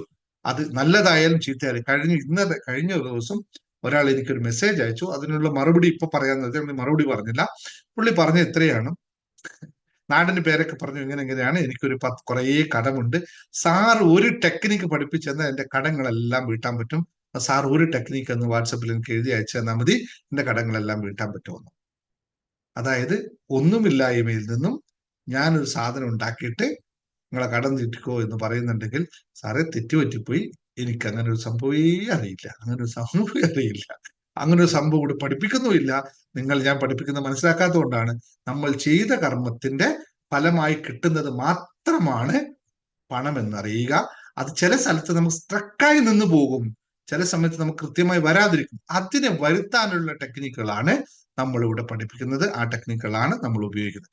അപ്പോൾ കൃത്യമായി ചെയ്യുക പറയുന്ന നമ്മുടെ ഉപനിഷത്തുകളൊക്കെ പറഞ്ഞു പോകുന്നതും നമ്മൾ മനസ്സിലാക്കിക്കൊണ്ട് ഓരോ മതഗ്രന്ഥങ്ങളും, ഓരോ വേദങ്ങളായാലും അല്ലെങ്കിൽ ഉപനിഷത്തായി കഴിഞ്ഞാലും നമ്മുടെ ബൈബിൾ ആയാലും ഗീത ആയാലും ഖുറാൻ ആയാലും എല്ലാത്തിന്റെയും അടിസ്ഥാനം എന്ന് പറയുന്നത് മനുഷ്യ മനസ്സിന്റെ മാറ്റത്തിൽ മനോഭാവം മാറുന്നതിലൂടെ മാത്രമേ ഒരാൾക്ക് എന്തെങ്കിലും ആക്കിത്തീരാൻ സാധിക്കുകയുള്ളൂ. അത് നല്ലതോ ചീത്ത എന്ത് വേണമെങ്കിലും ആയിക്കോട്ടെ, അതെല്ലാം മനോബലത്തിന്റെ അടിസ്ഥാനത്തിലാണെന്ന് പറയും. നമ്മളെപ്പോഴും ഇത് മനുസ്മൃതിയിൽ തന്നെ, അല്ലെങ്കിൽ മനു പറയുന്ന പോലെ, നമ്മുടെ ഭാരതീയ സംസ്കാരത്തിൽ പറയുന്ന പോലെ ധർമ്മോ രക്ഷതി രക്ഷിത എന്ന് പറയുന്നു. അതായത് നമ്മൾ ചെയ്യുന്ന ധർമ്മം എന്താണോ, നമ്മൾ ധർമ്മത്തിലൂന്നിയാണ് ജീവിക്കുന്നതെങ്കിൽ നമ്മൾ, അതായത് ധർമ്മം എന്ന് പറയുന്നത് നമുക്ക് നാല് പുരുഷാർത്ഥങ്ങളുണ്ട് എന്ന് ഇത് എന്തിനാണെന്ന് വെച്ചാൽ ഇങ്ങനെ പറഞ്ഞാലാണ് കൂടുതൽ നിങ്ങൾ കണക്റ്റായി പറയുക. അല്ലെങ്കിൽ ശൂന്യതയിൽ നിന്ന് ഉണ്ടാക്കുന്ന ഒന്നും പറയാൻ പറ്റില്ല. നമുക്ക് വളരെ കൃത്യമായി ഫണ്ടമെന്റൽ ആയിട്ട് പറഞ്ഞു തരണം എന്താണ് പണം, അല്ല സമ്പത്ത്, അത് എന്തിനൊക്കെ ഏതൊക്കെ രീതിയിൽ അതിനെ വിഭജിച്ച് നിങ്ങൾ നിർത്തണം. നമുക്ക് മനസ്സിലാക്കാൻ പറ്റാത്ത കുറെ കാര്യങ്ങൾ ഇതുമായിട്ട് ബന്ധപ്പെട്ട് നമ്മുടെ ബാക്കി കാര്യങ്ങൾ ക്ലാസ്സിനെ പറ്റി ഞാൻ പറയാം. ഇത്ര മാത്രം മനസ്സിലാക്കുക. 4 പുരുഷാർത്ഥങ്ങൾ നമുക്കുണ്ട് എന്ന് നിങ്ങൾക്ക് എല്ലാവർക്കും അറിയാം. ഒന്ന് ധർമ്മം, ഒന്ന് അർത്ഥം, ഒന്ന് കാമം, ഒന്ന് മോക്ഷം. ഇതാണ് നമ്മുടെ സാധാരണ എല്ലാ മത കാര്യങ്ങളിലും പറയുന്നത് 4 കാര്യങ്ങൾ തന്നെയാണ്. വ്യത്യസ്തമായ പേരുകൾ പറയുന്നു, വ്യത്യസ്തമായ അർത്ഥങ്ങൾ, വ്യത്യസ്തമായ രീതിയിൽ പറയുന്നു എന്ന് മാത്രമേ ഉള്ളൂ. കാരണം ധർമ്മം ആര് ചെയ്യുന്നുവോ, അർത്ഥത്തിന് വേണ്ടി ആര് ജീവിക്കുന്നുവോ, കാമത്തെയും അല്ലെങ്കിൽ കാമത്തിൽ അധിഷ്ഠിതമായി ജീവിക്കുന്നുവോ, അതിനെ ബാലൻസ് ചെയ്ത് ജീവിക്കുന്നുവോ, അവർക്ക് മോക്ഷത്തിന് വേണ്ടി ജീവിക്കുന്നുവോ, അവന് വേണ്ടി മാത്രമേ ജീവിതം നന്നായി മുമ്പിലോട്ട് പോവുകയുള്ളൂ എന്ന് പറയാം. അതായത് ജീവിതമാകുന്ന കളരിക്ക് 4 കാലുകൾ എന്നാണ് ഭാരതീയ സംസ്കാരത്തിൽ പറയുന്നത്. 4 കാലുകൾ ഇല്ലെങ്കിൽ ജീവിതമില്ല. അതാണ് ജീവിതമാകുന്ന കളരിക്ക് 4 കാലുകളാണ്. ഒന്ന് ധർമ്മം, ഒന്ന് അർത്ഥം, ഒന്ന് മോക്ഷം, ഒന്ന് കാമം. ഇതിൽ മാത്രം നമ്മൾ മനുഷ്യർക്ക് ഏറ്റവും വലിയ അബദ്ധം പറ്റുന്ന എവിടെയാന്ന് വെച്ചാൽ നമ്മൾ 2 കാലിൽ ഫോക്കസ് ചെയ്യും. ഈ അനുഭവിക്കുന്ന എല്ലാ അനുഭവങ്ങളുടെയും പ്രധാന കാരണം 2 കാലിൽ നിൽക്കുന്നതാണ്. മനുഷ്യൻ 2 കാലിലെ ജീവി ആയതുകൊണ്ട് 2 കാലിൽ നിൽക്കുന്നത്. ഏതൊക്കെ 2 കാലാണ് മനുഷ്യൻ നിൽക്കുന്നത്? ഇപ്പോ ഈ കാലഘട്ടങ്ങളിൽ മനുഷ്യൻ നിൽക്കുന്ന 2 കാലാണ് കാമവും മോക്ഷവും. ഇത് സംഭവിക്കുമ്പോൾ നമുക്ക് കാപട്യവും ആധിയും സ്വാഭാവികമായി നമ്മളിൽ ഉണ്ടാകുന്നു എന്നുള്ളതാണ്. നമ്മൾ അർത്ഥത്തിനും ധർമ്മത്തിലും ഫോക്കസ് ചെയ്യുമ്പോൾ ഇത് മാറും. എല്ലാ കാര്യത്തിലും നമുക്ക് മാറ്റമുണ്ടാകും. അപ്പോൾ ഈ 4 കാലുകളും പരസ്പരം സഹകരിച്ച് മുന്നോട്ട് പോകുമ്പോൾ മാത്രമേ നമുക്ക് യഥാർത്ഥ സമ്പന്നനാവാൻ സാധിക്കുകയുള്ളൂ. സമ്പത്ത് എന്ന് പറയുന്നത് മൂല്യമാണ് എന്നറിയുക. മൂല്യമുണ്ടാവണമെങ്കിൽ ഇത് 4 കൃത്യമായി ബാലൻസ് ചെയ്തുള്ളൂ. അപ്പോൾ ബാലൻസ് ചെയ്യുന്നവർക്ക് മാത്രമേ നടക്കുകയുള്ളൂ. അർത്ഥവും കർമ്മവും ധർമ്മവും അർത്ഥവും മോക്ഷവും കാമവും നമുക്ക് ആവശ്യമാണ്. കാരണം ഭൗതികത ഇല്ലെങ്കിൽ ജീവിതത്തിന് അർത്ഥമില്ല. അതാണ് കാമം എന്ന് പറയുന്നത്. പക്ഷേ ഭൗതികത മാത്രമായി കഴിഞ്ഞാൽ ഇതൊന്നും വർക്ക് ചെയ്യുമില്ല. മതഭ്രാന്ത് മൂത്തിട്ട് ഇവിടെ ജീവിക്കാൻ മറന്നിട്ട് അവിടെ പോയി ജീവിക്കാമെന്ന് പഠിപ്പിക്കുന്ന ഒരുപാട് കഥകൾ കേൾക്കാമല്ലേ? ഇവിടെയാണ് ജീവിക്കേണ്ടത്. ഈ ജീവിതം ഇല്ലെങ്കിൽ അവിടെ പോയിട്ട് ജീവിച്ചിട്ട് ഒരു അർത്ഥമില്ലെന്ന് അറിയുക. അപ്പൊ മോക്ഷം എന്ന് പറയുന്നത് വേറൊരു രൂപത്തിൽ നമ്മൾ മനസ്സിലാക്കണം. അപ്പൊ ധർമ്മം അനുഷ്ഠിച്ചുകൊണ്ട് അർത്ഥം നേടുക എന്ന് പറയും. അർത്ഥം എന്ന് പറയുന്നത് മണി എന്ന് സിമ്പിളായിട്ട് പറയാം, സമ്പത്ത് എന്ന് പറയാം, എന്ത് വേണമെങ്കിലും പേരുകൾ എന്ന് പറയാം, എങ്ങനെയാണ് നിങ്ങൾ വിളിച്ചോളൂ. പണത്തെ പറ്റിയാണ് പണം എന്ന്. അപ്പൊ ധർമ്മത്തിൽ അനുഷ്ഠിച്ചുകൊണ്ട് മാത്രം മുന്നോട്ട് പോവുക. അതിലൂടെ കാമം എന്ന് പറയുന്ന ഇച്ഛകളെ നേടുകയും സഫലീകരിക്കുകയും ജീവിതം സന്തോഷകരമായി മാറുമ്പോൾ മാത്രമാണ് നമുക്ക് മോക്ഷം ലഭിക്കുന്നത് എന്ന്. ഇത് വളരെ കൃത്യമായി മനസ്സിലാക്കേണ്ട ഒറ്റ കാര്യമാണ്. മിക്ക ആൾക്കാരും ഇതിൽ പെട്ടിട്ടാണ് മുമ്പിലോട്ട് പോകുന്നത്. അതായത് ധർമ്മത്തിൽ അനുഷ്ഠിച്ചുകൊണ്ട് അർത്ഥം നേടുക. അപ്പോൾ നേരത്തെ പറഞ്ഞ ലോട്ടറി നമുക്ക് വലിയ വിഷയമായി വരില്ല. കാരണം ധർമ്മം അവിടെ കൃത്യമാണെങ്കിൽ ലോട്ടറി അടിച്ചു കഴിഞ്ഞാലും നമുക്കത് അർത്ഥത്തെ കൃത്യമായി വിനിയോഗിക്കാൻ പറ്റും. എവിടെ? നമ്മൾ കാമലോപാദികളിൽ പെടാതെ കാമമാകുന്ന ഇച്ഛകളെ സഫലീകരിച്ചുകൊണ്ട് മാത്രം, ആവശ്യമായ സഫലീകരണങ്ങൾ നടത്തിക്കൊണ്ട് മാത്രം ജീവിതത്തെ സന്തോഷകരമായി മാറ്റാൻ സാധിക്കുമ്പോൾ മോക്ഷം ലഭിക്കുന്നു. മോക്ഷം എന്ന് പറഞ്ഞ മറ്റൊന്നുമല്ല, സംതൃപ്തി അല്ലെങ്കിൽ പരമാനന്ദം എന്ന് നമ്മൾ പഠിപ്പിക്കുന്ന ഒറ്റ കാര്യം മാത്രമാണ് മോക്ഷം എന്ന്. അല്ലെങ്കിൽ മോക്ഷം എന്ന് പറയുന്നത് അവിടെ പോയിട്ട് ഓക്കെ, മറ്റതൊന്നും ഞാൻ പറയുന്നില്ല.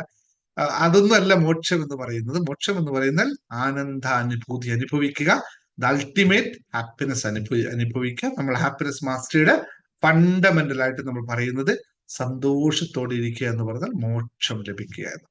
അവിടെ കണ്ടീഷൻസ് ഇല്ല, എല്ലാത്തിനെയും നിറഞ്ഞിരിക്കുന്ന അവസ്ഥയിലേക്ക് വരണമെങ്കിൽ ധർമ്മത്തിലൂടെ അർത്ഥം നേടിക്കഴിഞ്ഞാൽ പിന്നെ നമുക്ക് ഇവിടെ എന്താണ്, ഇവിടെ ഭാരം ഉണ്ടാവില്ല. നേരത്തെ റോഷ്നി പറഞ്ഞ പോലെ ഒപ്പനൊപ്പനോ പ്രാക്ടീസ് ചെയ്യുമ്പോൾ ഭാരം കുറയാനുള്ള കാരണം അവിടെ വിട്ടുകൊടുത്തത് കൊണ്ടാണ്.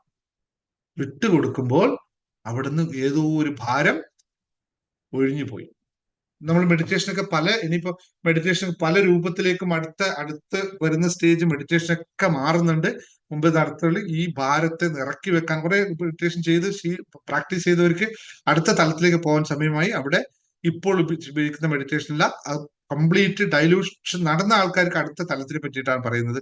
എപ്പോഴും ശ്രദ്ധിക്കേണ്ട ഒരു കാര്യം, നാം ഒരു വ്യക്തിയുടെ ജീവിതത്തിൽ വിവിധമായ ഘട്ടങ്ങളിലൂടെ കടന്നു പോകുമെന്ന് അംഗീകരിക്കണം. അതായത് നമുക്ക് മനുഷ്യ ജന്മത്തിൽ ഒരുപാട് കാര്യങ്ങൾ നടന്നു പോകും. ഇതെല്ലാം അതിന്റെ രീതിയിൽ തന്നെ പോകും. ഞാൻ പലപ്പോഴും പറഞ്ഞു, ദിനരാത്രങ്ങൾ ഉള്ളതുപോലെ തന്നെ ജീവിതത്തിൽ ഏറ്റക്കുറച്ചിൽ ഉണ്ടായിക്കൊണ്ടേയിരിക്കും. അതിൽ വീണ് ഉഴഞ്ഞു നിന്ന് നിൽക്കാതെ മുന്നോട്ടുള്ള യാത്രയെ പറ്റി ആലോചിക്കണം. എപ്പോഴും നമ്മൾ ഏറ്റവും കൂടുതൽ അലട്ടി നിന്നു പോകുന്ന വിഷയം എവിടെയാണെന്നറിയോ?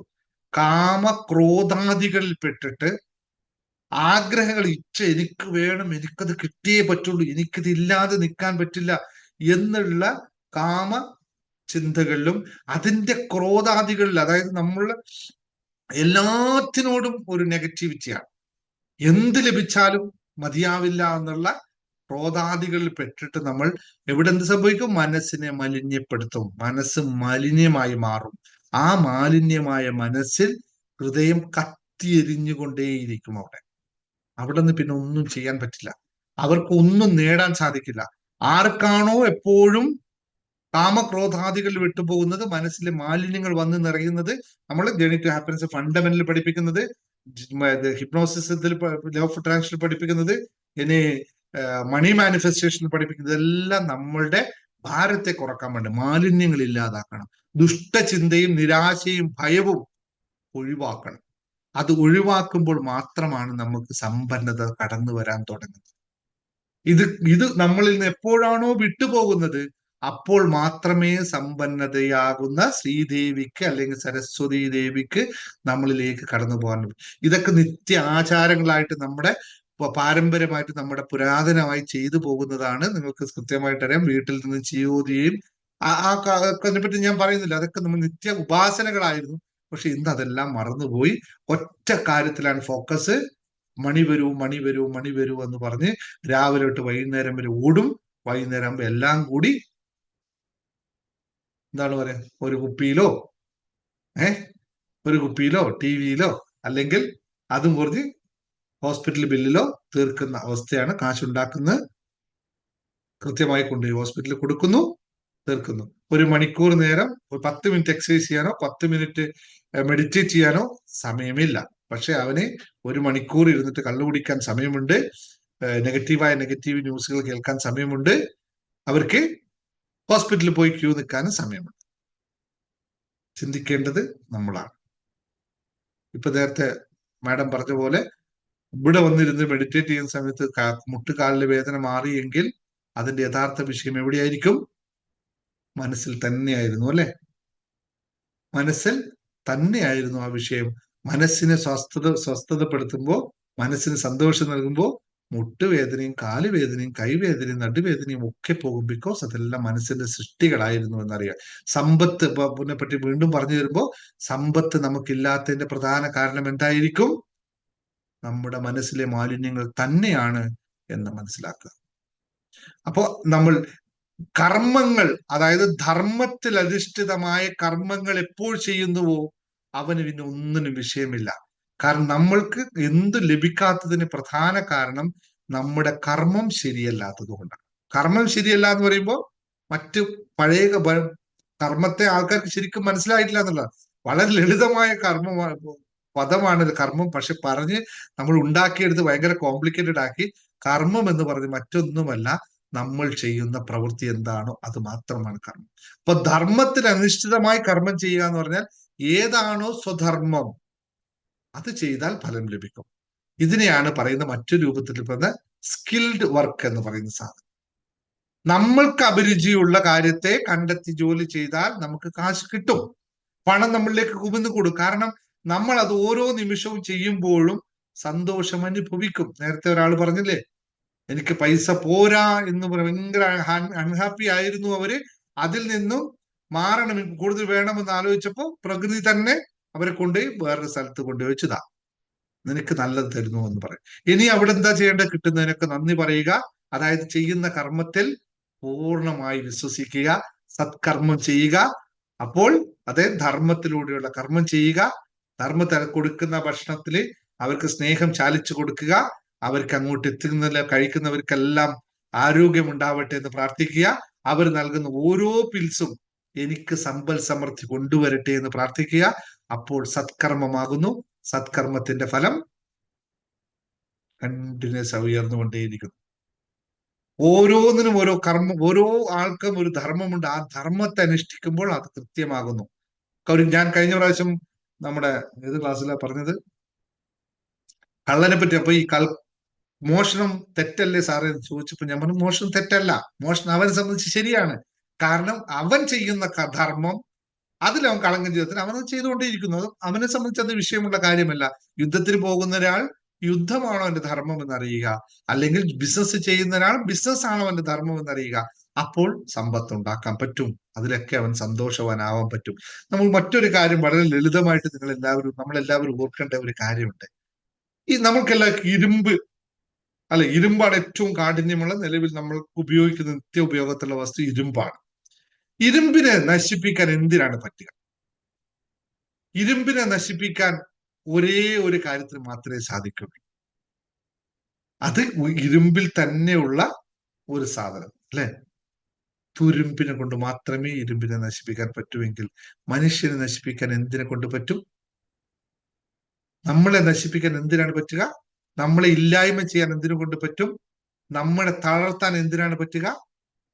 നമ്മളെ തളർത്താൻ ഒന്നിന് മാത്രമേ പറ്റുള്ളൂ, നമ്മുടെ മനസ്സിനെ. വളരെ പ്രശസ്തമായ ഒരു കോട്ടുണ്ട്. നിങ്ങളുടെ ലക്ഷ്യങ്ങളും നിങ്ങളുടെയും ഇടയിൽ നിൽക്കുന്ന ഒരേ ഒരു കാര്യം എന്ന് പറയുന്നത് നിങ്ങൾ നിങ്ങളോട് പറയുന്ന കഥ മാത്രമാണ്. നിങ്ങളുടെ ലക്ഷ്യവും നിങ്ങളും തമ്മിൽ വേർതിരിക്കുന്ന, അല്ലെങ്കിൽ നിങ്ങളെയും വേർതിരിച്ച് നിൽക്കുന്ന ഒരേ ഒരു കാര്യം നിങ്ങൾ സ്വയം പറയുന്ന കഥ മാത്രമാണ്. ഒന്ന് ചിന്തിച്ചു നോക്കൂ, അല്ലേ എന്ന്.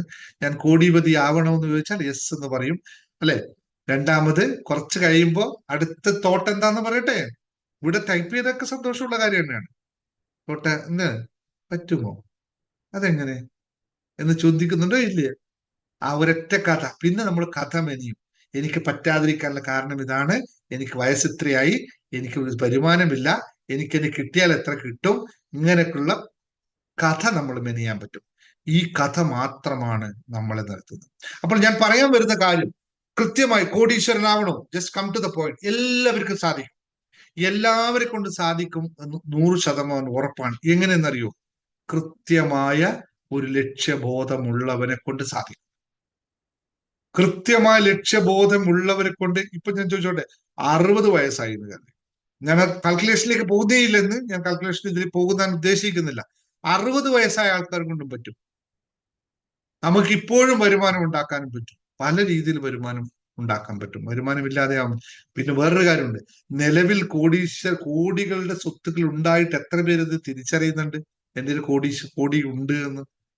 10 സെന്റ് സ്ഥലമുണ്ടായിട്ട് അയ്യോ എന്റെ ഒരു 10 ഉള്ളൂ എന്ന് പറയുന്ന ആൾക്കാരുടെ അവസ്ഥ ഒന്ന് ആലോചിച്ച് നോക്കുക. ടൗണിൽ 10 സെന്റ് സ്ഥലം ഉണ്ടാകുമ്പോൾ എത്രയായി വാല്യൂ? 90 വയസ്സല്ല, KFC കണ്ടുപിടിച്ച 63-ാമത്തെ വയസ്സിലാണ്. 90 വയസ്സ് തെറ്റാണ്. അപ്പോ കാശ് വരാൻ കുറച്ച് വലിയ സമയമൊന്നും വേണ്ടെന്നേ. കാശ് വരാൻ വലിയ സമയമൊന്നും വേണ്ട. നിങ്ങളുടെ ഈ അലൈൻമെന്റ്, ഈ തോട്ട് പ്രോസസ്സ് കറക്റ്റ് ആയെങ്കിൽ, നിങ്ങളുടെ ചിന്താഗതികൾ ശരിയായി കഴിഞ്ഞാൽ, നിങ്ങൾക്ക് കൃത്യമായ ലക്ഷ്യബോധം ഉണ്ടായാൽ, നിങ്ങൾക്ക് കൃത്യമായ ഒരു വിഷൻ ഉണ്ടായിക്കഴിഞ്ഞാൽ, നിങ്ങൾക്ക് കൃത്യമായ ബ്ലോക്കേജുകളെ തരണം ചെയ്യാൻ സാധിച്ചാൽ, നിങ്ങൾക്ക് നല്ല എല്ലാവർക്കും കാശ് അബൻഡൻസ് ആയിട്ട് വരും. കാശിനോടുള്ള ഫൊർഗീവ്നെസ് ചെയ്തു കഴിഞ്ഞാൽ, കാശിനോട് നമ്മൾ ഉണ്ടാക്കി വെച്ചിരിക്കുന്ന ലിമിറ്റിംഗ് ബിലീഫ് സിസ്റ്റം, അല്ലെ? ഞാൻ കഴിഞ്ഞ 3 ക്ലാസ്സുകളായിട്ട് കോഴിക്കോടും കൊച്ചിയിലും അതുപോലെ തിരുവനന്തപുരത്തും നിങ്ങളോട് പറഞ്ഞതും ഇനി തൃശ്ശൂർ പറയാൻ പോകുന്നതും നമ്മുടെ ലിമിറ്റിംഗ് ബിലീഫ് സിസ്റ്റത്തിനെ പറ്റിയാണ്. അത് ബ്രേക്ക് ചെയ്തപ്പോൾ ഇന്ന് നേരത്തെ കുമാർ സാറ് പറയുണ്ടായി, ആ ഒരൊറ്റ പോയിന്റ് ബ്രേക്ക് ചെയ്തപ്പോൾ എനിക്ക് കാശ് എവിടെ നിന്നൊക്കെ വരുന്നത് തന്നെ പറയാൻ പറ്റില്ല സാർ, അത്രയും വരുന്നുണ്ട് കാശ്. കാശ് വരാത്തതല്ല, ഈ പ്രപഞ്ചത്തിൽ നിറഞ്ഞിരിക്കുന്ന ഇതാണ് കാശ് എന്ന് പറയുന്നത്. കാശ് എവിടെയും കുറവില്ല, ഇഷ്ടം പോലെ ഉണ്ട്. പക്ഷെ നമുക്കത് അറിയില്ല എന്ന് മാത്രമാണ് നമ്മുടെ വിഷയം. നമുക്കിത് എവിടെയാണെന്ന് അറിയില്ല. നിങ്ങൾക്ക് ഒരു സത്യം അറിയോ? ജസ്റ്റ് ഒരു കണക്ക് ഞാൻ പറഞ്ഞു പോകാം. ഈ ലോകത്ത് എത്ര കോടീശ്വരന്മാരുണ്ടെന്നും, അല്ലെങ്കിൽ എത്ര പണം ഒരാൾക്ക്, നമുക്ക് ഞാൻ അതിന്റെ ഒരു കണക്ക് ഉണ്ടായിരുന്നു എൻ്റെ. അതായത് നമ്മുടെ ശ്രീപത്മനാഭ സ്വാമി ക്ഷേത്രത്തെ പറ്റി പറഞ്ഞു. ശ്രീപത്മനാഭ ക്ഷേത്രത്തില് നിങ്ങൾ ആലോചിച്ച് നോക്കൂ, ഇത്രമാത്രം അറിയിച്ചാൽ മതി. ഇന്ന് ശ്രീപത്മനാഭ ക്ഷേത്രത്തിലുള്ള മുഴുവൻ സമ്പാദ്യം എടുത്തിട്ട് ജനങ്ങൾക്ക് ഡിസ്ട്രിബ്യൂട്ട് ചെയ്ത് കഴിഞ്ഞാൽ ഓരോ ആൾക്കും 1 കോടിയിലധികം കിട്ടും എന്നൊക്കെ കണക്കുകൾ പറയുന്നുണ്ട്. അത് എനിക്കറിയില്ല, ഞാൻ ജസ്റ്റ് പറഞ്ഞേ ഉള്ളൂ. അങ്ങനെയാണെങ്കിൽ, ഇപ്പൊ ഇത്രയും സമൂഹത്തിന് കൊടുക്കുകയാണെങ്കിൽ, അന്നത്തെ കാലത്ത് അന്നും അതിന് വിലയുണ്ടായിരുന്നല്ലോ. പാവങ്ങൾക്ക് അന്ന് നമ്മൾ പട്ടിണി പാവങ്ങളൊക്കെ ആയിരുന്നു തിരുവിതാംകൂർ ഉണ്ടായത്. ആ പട്ടിണി പാവങ്ങളെയൊക്കെ സഹായിക്കാനുള്ള കാശ് എടുത്തിട്ട് എന്തിനായിരിക്കും ഈ രാജാക്കന്മാർ കൊണ്ടുപോയിട്ട് അവിടെ വെച്ചിട്ടുണ്ടാവുക? ആർക്കും ഉപയോഗമില്ലാതെ വെറുതെ കിടക്കണേ, മണ്ണിനടിയിൽ കിടക്കണല്ലേ? ഇത് കൃത്യം മനസ്സിലാക്കണം. എന്ന് വെച്ചാൽ ഈ പ്രപഞ്ചത്തിൽ നിന്ന് ഉണ്ടായത് മാത്രമാണ് ഈ മണിയും ഈ ഡയമണ്ടും ഒക്കെ. അത് അതിന്റെ രീതിയിൽ തന്നെ സേവ് ചെയ്യും. അത് അവിടെ അല്ലെങ്കിൽ മറ്റൊരാളെ വീട്ടിലുണ്ടാവും. സമ്പത്ത് എന്ന് പറയുന്നത് ഇവിടെ നിറഞ്ഞിരിക്കുന്ന സാധനം മാത്രമാണ്. ഈ സാധനത്തെ മനസ്സിലാക്കേണ്ട ഒരു കാര്യം എന്ന് പറഞ്ഞാൽ, രേണുമാമന്റെ കയ്യിൽ 1 കോടി ഉണ്ട് എന്ന് പറഞ്ഞാൽ അത് എങ്ങനെ അംഗീകരിക്കുന്നു വെച്ചാൽ, രേണുമാമന്റെ മൈൻഡ് സെറ്റ് മാത്രമാണ് എൻ്റെ 1 കോടി ഉണ്ടെന്ന് അംഗീകരിക്കൽ. അത് ബാങ്കിൽ ഉണ്ട് എന്ന് എഴുതി ആ പാസ്ബുക്കിലോ അല്ലെങ്കിൽ എഴുതി വെച്ചിരിക്കുന്ന ഒരു ഡിജിറ്റ് മാത്രമാണത്. യഥാർത്ഥത്തിൽ 1 കോടി കെട്ട് കാശുണ്ടോ? ഇല്ലല്ലോ. പക്ഷെ എന്നിട്ട് മനസ്സ് അംഗീകരിക്കുന്നില്ലേ? എന്റെ കയ്യിൽ ഇല്ല എന്ന് പറയാനുള്ള പ്രധാന കാരണം എന്താണ്? ഞാനത് ഉണ്ടാക്കുന്നില്ല എന്നുള്ളതാണ്. ആ മൈൻഡ് ഞാൻ ഉണ്ടാക്കുന്നില്ല, അല്ലെങ്കിൽ എനിക്ക് കാശ് ഉണ്ടാക്കാൻ മനസ്സില്ല എന്നുള്ളതാണ്. അതാണ്, എനിക്ക് കാശ് ഉണ്ടെന്ന് വിശ്വസിക്കാൻ മനസ്സില്ല. അപ്പോഴാണ് മാത്രമാണ് ഈ വിഷയം ഉണ്ടാകുന്നത്. ഇവിടെ കോടിക്കണക്കിന് രൂപയുടെ സമ്പാദ്യം ഈ ലോകത്ത് മുഴുവനുണ്ട്. പക്ഷെ ഞാനല്ല, പലരും പറഞ്ഞുകൊണ്ടിരിക്കുന്നത് ഇല്ല ഇല്ല ഇല്ല, എന്റെ കയ്യിലില്ല, എന്റെ കയ്യിലില്ല, എന്റെ കയ്യിൽ. എന്നിട്ട് കടം മേടിക്കും, എന്നിട്ടും പറയും എന്റെ കയ്യിലില്ല. കടം മേടിച്ച് കാശ് കിട്ടിയാലും അടുത്ത് തന്നെ പറയുന്നത് എന്റെ കയ്യിലില്ല, എന്റെ കയ്യിലില്ല. അപ്പോഴെന്താ സംഭവിക്കുക? മൈൻഡ് സെറ്റ് മാത്രമാണ് ഇത്, മനോഭാവം മാത്രമാണ്. ഈ പറയുന്ന സമ്പത്തും ഒക്കെ മനോഭാവം മാത്രമാണ്. നമ്മൾ സ്റ്റോക്ക് മാർക്കറ്റ് അല്ലെങ്കിൽ ഒരു പ്രോപ്പർട്ടി വാങ്ങിച്ചു വെച്ചു എന്ന് കരുതിക്കോ. ഇതിങ്ങനെയും പറയാം, കാശല്ലാതെ പറഞ്ഞാലും പറയാം. പ്രോപ്പർട്ടി വാങ്ങിച്ചു വെച്ചു എന്ന് കരുതിക്കോ. നമ്മൾ 5 കോടി രൂപ കൊടുത്തൊരു പ്രോപ്പർട്ടി വാങ്ങിച്ചു വെച്ചു, നല്ല സന്തോഷമുള്ള കാര്യം. വിലയൊക്കെ കൊടുത്തു വെച്ചു. ഇന്നത്തെ അവസ്ഥയിൽ അതിന്റെ ആ പ്രോപ്പർട്ടിയുടെ സെന്ററിലൂടെ ഒരു ഇലക്ട്രിക് 110 kV ലൈൻ അങ്ങ് പോവുകയാണെന്ന് കരുതിക്കോ. 5 കോടി രൂപ വിലയുള്ള പ്രോപ്പർട്ടിയുടെ നടുക്കേ കൂടി ഗവൺമെന്റിന് പോകണമല്ലോ, പോയാലേ പറ്റൂ അല്ലെ? ആ പ്രോപ്പർട്ടിയുടെ സെൻട്രൽ ലൈനിലൂടെ ഒരു 110 kV ലൈൻ പോയാൽ പിന്നെ അതിന്റെ അവസ്ഥ എന്തായിരിക്കും? എന്താണ് മാറിയത് അവിടെ? ഇത് മാത്രമാണ് പ്രധാന കാര്യം. ആ സ്ഥലം മാറിയില്ല, ആ ഭൂമിക്ക് വ്യത്യാസം വന്നില്ല, ഒന്നും വന്നില്ല. ഒരു മാറ്റത്തിലൂടെ നമ്മളെല്ലാം തകർന്നില്ലേ? ഇത് വളരെയധികം ശ്രദ്ധിക്കണം. അപ്പൊ നമ്മളെപ്പോഴും അതിനെ സന്തോഷപൂർവ്വം സ്വീകരിക്കുകയും നമുക്ക് ഇങ്ങനെ ആവണം എന്നുള്ള ഒരു അപ്പോൾ നമ്മൾ യഥാർത്ഥത്തിൽ നമ്മൾ ലക്ഷ്യബോധത്തോടു കൂടി മുന്നോട്ട് പോകാത്തതാണ് ഇതിന് പ്രധാനമായ കാര്യം. രണ്ടാമത്തെ കാര്യം നമ്മുടെ ലിമിറ്റിംഗ് ബിലീഫ് സിസ്റ്റമാണ്. അതായത് നമുക്ക് കൃത്യമായ ലക്ഷ്യമുണ്ടെങ്കിലും തൊട്ടടുത്ത നിമിഷത്തിൽ നമ്മൾ ചിന്തിക്കുന്നത് എന്താണെന്നറിയോ? ലക്ഷ്യം നമുക്ക് ഉണ്ടാക്കി കഴിഞ്ഞു, ശരി, ഞാനിപ്പോ നിങ്ങളുടെ ക്ലാസ്സിലൊക്കെ പറഞ്ഞു, എന്ന് ലക്ഷ്യം ഉണ്ടാക്കി കഴിഞ്ഞാൽ നമ്മൾ അടുത്ത് ചിന്തിക്കുന്നതാണ്, ഇത് നടക്കുമോ, എന്നെ കൊണ്ട് സാധിക്കുമോ, ഇതിന് അതിന് ചെയ്യാൻ എന്നെ കൊണ്ട് ഇപ്പോൾ സമയമുണ്ടോ, അല്ലെങ്കിൽ അങ്ങനെയുള്ള ചിന്തകൾ നമ്മളിലേക്ക് തൊട്ടടുത്ത് വരും. അതായത് ലിമിറ്റിംഗ് ബിലീഫ്സ്. ഇത് മാറാത്തിടത്തോളം കാലം നമുക്ക് പറ്റില്ല. അപ്പൊ ഞാൻ പറഞ്ഞു വരുന്നത്, ഇത് നിങ്ങളെ സംബന്ധിച്ചും ഒരാളെ സംബന്ധിച്ചും കോടീശ്വരനാവുക എന്നത് ഒരിക്കലും വിഷയമുള്ള കാര്യമല്ല. നമ്മൾ നമ്മുടെ മനസ്സിനെ മാറ്റിയാൽ മാത്രം മതി. അതിനു വേണ്ടി പ്രവർത്തിക്കാൻ തയ്യാറാവണം. ഓരോ സമയത്തും പറ്റും. ഞാൻ എൻ്റെ മണി മാനിഫെസ്റ്റേഷൻ കോഴ്സിൽ, അല്ലെങ്കിൽ നിങ്ങൾക്ക് ഭാഗ്യമുണ്ടെങ്കിൽ തൊട്ടടുത്ത് തന്നെ ആ പുസ്തകം, ഒരു അടുത്ത 6 മാസത്തിനകത്ത് ആ പുസ്തകം തന്നെ നിങ്ങൾക്ക് വായിക്കാൻ പറ്റുമായിരിക്കും. മണി മാനിഫെസ്റ്റേഷൻ എന്ന് പറയുന്നത് ആ കോഴ്സിൽ വളരെ കൃത്യമായി പഠിപ്പിക്കാൻ ശ്രമിച്ചുകൊണ്ടിരിക്കുന്നു. ഞാൻ പഠിപ്പിക്കുന്നു എന്ന് പറയുന്നില്ല, പഠിപ്പിക്കാൻ ശ്രമിച്ചുകൊണ്ടിരിക്കുന്ന കോൺസെപ്റ്റിനെ പറ്റിയാണ് നിങ്ങളോട് പറഞ്ഞുകൊണ്ടിരുന്നത്. കൃത്യമായ നമുക്കിവിടെ സംഭവിച്ചത്, നമ്മൾ കഴിഞ്ഞ പ്രാവശ്യം വിഷൻ ബോർഡ് ഗോൾ സെറ്റിംഗ് ചെയ്ത ആൾക്കാരോട് ഇരുത്തി പറഞ്ഞു കൊടുത്ത ലക്ഷ്യങ്ങൾ നിർണ്ണയിക്കും. പക്ഷെ വളരെ ലിമിറ്റഡ് ആൾക്കാർ മാത്രമേ ലക്ഷ്യം നിർണ്ണയിച്ചിട്ടുള്ളൂ. സെറ്റ് ചെയ്തവർ നോക്കിക്കോളൂ, ഓരോ ദിവസവും അവർ ഇംപ്രൂവ് ചെയ്തുകൊണ്ടേയിരിക്കുന്നു. അവരുടെ ധനസമ്പാദ്യം, അവരുടെ സമ്പാദ്യം, ജോലികളും ഓരോ നിമിഷവും ഉയർന്നുകൊണ്ടേയിരിക്കുന്നു സെറ്റ് ചെയ്തവർ. ഉദാഹരണം എത്രയോ കാണിച്ചു തരാം. ഇത് സെറ്റ് ചെയ്യാൻ മടി കാണിക്കുന്നു എന്നുള്ളതാണ് എല്ലാവരുടെയും പരാജയം. ലക്ഷ്യമുണ്ടെങ്കിൽ മാത്രമേ സാധിക്കുള്ളൂ എന്നേ, കേട്ടിട്ട് വെറുതെ പോകുന്നതല്ല വിഷയം. അപ്പോൾ ഗോൾ സെറ്റിംഗ്സും വിഷൻ ബോർഡുകളും സെറ്റ് ചെയ്താൽ മാത്രമേ സാധിക്കൂ. ഇത് മനസ്സിനെ പ്രോഗ്രാം ചെയ്യുന്നതാണ്. മൈൻഡിനെ പ്രോഗ്രാം ചെയ്തെടുക്കുക. വിഷൻ ബോർഡ്, ഗോൾ സെറ്റിംഗ്സ് പോലുള്ള വിഷ്വലൈസേഷൻ കൊണ്ട്, മെഡിറ്റേഷൻ ചെയ്തുകൊണ്ട് മനസ്സിനെ പാകപ്പെടുത്തിയാൽ എല്ലാവർക്കും പറ്റും. കൃത്യമായ പ്ലാനിലൂടെ തയ്യാറായാൽ പറ്റും. ഞാൻ എൻ്റെ അനുഭവത്തിന് പറഞ്ഞു, ഞാൻ പറഞ്ഞു 5 വർഷം മുമ്പ് എനിക്ക് മെന്റാലിറ്റി ഇല്ലായിരുന്നു. എനിക്ക് ഫിയർ ആയിരുന്നു, കോടി ഉണ്ടാക്കാൻ പറ്റില്ല, എനിക്ക് കോടികൾ വരുന്ന സമയത്തിനേക്കാളും ഇപ്പൊ കിട്ടുന്നതിനേക്കാളും കൂടുതൽ വരുമാനം ഞാനും എൻ്റെ ഭാര്യയും ജോലി ചെയ്ത് കിട്ടുമ്പോഴും മാസം ലക്ഷക്കണക്കിന് രൂപ ഞങ്ങൾക്ക് സേവ് ചെയ്യാൻ പറ്റുമ്പോഴും ഒരിക്കലും വിശ്വസിച്ചില്ല. 1 കോടി രൂപയുടെ ക്ലബിൽ എത്താൻ പറ്റും വിശ്വസിച്ചില്ല. വിശ്വസിക്കാത്തതുകൊണ്ട് മാത്രം, വേറൊന്നുമല്ല. കോടികളൊക്കെ സമ്പാദ്യം വാങ്ങിക്കുമ്പോഴും നമുക്ക് വിശ്വാസമില്ല ഇത് കോടി ഉണ്ടെന്ന്. ഇത്രയേ ഉള്ളൂ. പിന്നെ ഇത് മനസ്സിലാക്കി കഴിഞ്ഞപ്പോൾ ഞങ്ങൾ കൃത്യമായ ഒരു ഇൻവെസ്റ്റ്മെന്റ് പ്ലാനിലേക്ക് പോയപ്പോ അതിപ്പോ മൾട്ടിപ്പിൾ ആയി കഴിഞ്ഞ് ഇപ്പൊ 10 കോടി എന്നൊക്കെ പറഞ്ഞാൽ നമുക്ക് ഒരു വിഷയമില്ലാത്ത അവസ്ഥയാണ്. കാരണം അത് നടന്നു കഴിഞ്ഞിരിക്കുന്നു. നിങ്ങൾ എല്ലാവരും മനസ്സിലാക്കേണ്ട കാര്യം, 1 കോടി ഉണ്ടാക്കാൻ മാത്രമേ വിഷയമുള്ളൂ, പിന്നെ വിഷയമേ ഇല്ല. ഞാൻ എൻ്റെ അനുഭവത്തിൽ 1 കോടിയുടെ ആദ്യത്തെ ഒരു സമ്പാദ്യത്തിന് മാത്രമേ നമ്മൾ ഈ പറഞ്ഞ കാര്യങ്ങളൊക്കെ ചെയ്യണ്ടു. പിന്നെ ഒന്നും വേണ്ട എന്ന് പറയാനുള്ള കാരണം, പിന്നെ നമ്മൾ അങ്ങനെ അതായി തീരും. പിന്നെ നമുക്ക് ആവശ്യമില്ല. ഇവിടെ കുറെ ലിമിറ്റിംഗ് ബിലീഫ്സ്, അതിനെപ്പറ്റി ഒന്നും ഇപ്പൊ ഈ ക്ലാസ് എടുത്താൽ മതിയല്ല. മണി മാനിഫെസ്റ്റേഷൻ വ്യക്തമായി പഠിപ്പിച്ചുകൊണ്ടിരിക്കുന്ന കാര്യമാണ്. കൂടുതൽ പഠിപ്പിച്ചുകൊണ്ടിരിക്കുന്ന കാര്യമാണ്. തീർന്നിട്ടില്ല, ക്ലാസ് നടന്നുകൊണ്ടിരിക്കുന്നത്. കുറെ ലോങ് ഉള്ള ക്ലാസ്സാണ് മണി മാനിഫെസ്റ്റേഷൻ ക്ലാസ്. അതിൽ ഗോൾ സെറ്റ് ചെയ്തുകൊണ്ട്, വിഷൻ ബോർഡ് പ്രിപ്പയർ ചെയ്തുകൊണ്ട് മണി എങ്ങനെ നമ്മൾ എത്തിക്കും എന്ന് കൃത്യമായ പ്ലാൻ. പിന്നെ ഞാൻ എന്തുകൊണ്ടാന്ന് വെച്ചാൽ, ഇന്ന രീതിയിൽ ഇൻവെസ്റ്റ് ചെയ്യണമെന്ന് ഞാൻ പറയാത്തതെന്ന് വെച്ചാൽ, അത് ഒരാൾ പേഴ്സണൽ പഠിച്ച് ചെയ്യേണ്ടതാണ്. നമ്മളൊരു അഡ്വൈസ് ചെയ്തിട്ട് പറഞ്ഞു കഴിഞ്ഞാൽ അതിൽ വർക്ക് ചെയ്യില്ല. അവരവരെ മനസ്സിലാക്കി ചെയ്യണം. എല്ലാവരും ഷോർട്ട് കട്ടിലൂടെ മണി ഉണ്ടാക്കാൻ നോക്കുന്നു, അതെല്ലാം പോവുകയും ചെയ്യുന്നു. ആരെങ്കിലും ഷോർട്ട് കട്ടിലേക്ക് കാശ് ഉണ്ടാക്കാൻ ശ്രമിച്ചിട്ടുള്ളൂ, അതൊക്കെ പോയിട്ടേ ഉള്ളൂ. നിങ്ങളുടെയൊക്കെ അനുഭവങ്ങൾ എടുക്കുക. എത്ര പഠിച്ചാലും മനുഷ്യൻ മാറില്ല. ഇപ്പൊ ഒരാൾ ആടും മാഞ്ചിയും കൊണ്ടുവന്നാൽ ഇപ്പോഴും നിങ്ങളല്ല സാധാരണക്കാരൻ പോകും. അപ്പൊ കൃത്യമായി ഗോൾ സെറ്റ് ചെയ്ത് കൃത്യമായ പ്ലാനോടുകൂടി പോയി കഴിഞ്ഞാൽ മാത്രം സാധിക്കുന്നു. ഞാൻ ഇന്ന് 2 കാര്യങ്ങളാണ് പറയുന്നത്. ഒന്ന്, ഗോൾ സെറ്റിംഗ് വർക്ക്ഷോപ്പുകൾ നിങ്ങൾക്ക് ആവശ്യമുണ്ടെങ്കിൽ നിങ്ങൾ ചെയ്യണം. അത് എൻ്റെ അടുത്ത് പഠിച്ചാലും വേറെ എവിടെ പഠിച്ചാലും ചെയ്യണം. അത് ചെയ്ത് തന്നെ മനസ്സിലാക്കണം. കോടീശ്വരനാവാനുള്ള പ്ലാനുള്ള പറഞ്ഞോളൂ. ഗോൾ സെറ്റിംഗ് വർക്ക്ഷോപ്പ് നമ്മൾ വീണ്ടും തുടങ്ങാം. ഈ അടുത്ത ആഴ്ച മറ്റേ ആഴ്ച തുടങ്ങാം. നിങ്ങൾക്ക് പറഞ്ഞു തരാം. നിങ്ങൾ ഉള്ള ഇൻകത്തിൽ വെച്ചുകൊണ്ട് എങ്ങനെ എത്താൻ പറ്റുമെന്ന് കൃത്യമായ പ്ലാൻ തയ്യാറാക്കി തരാം.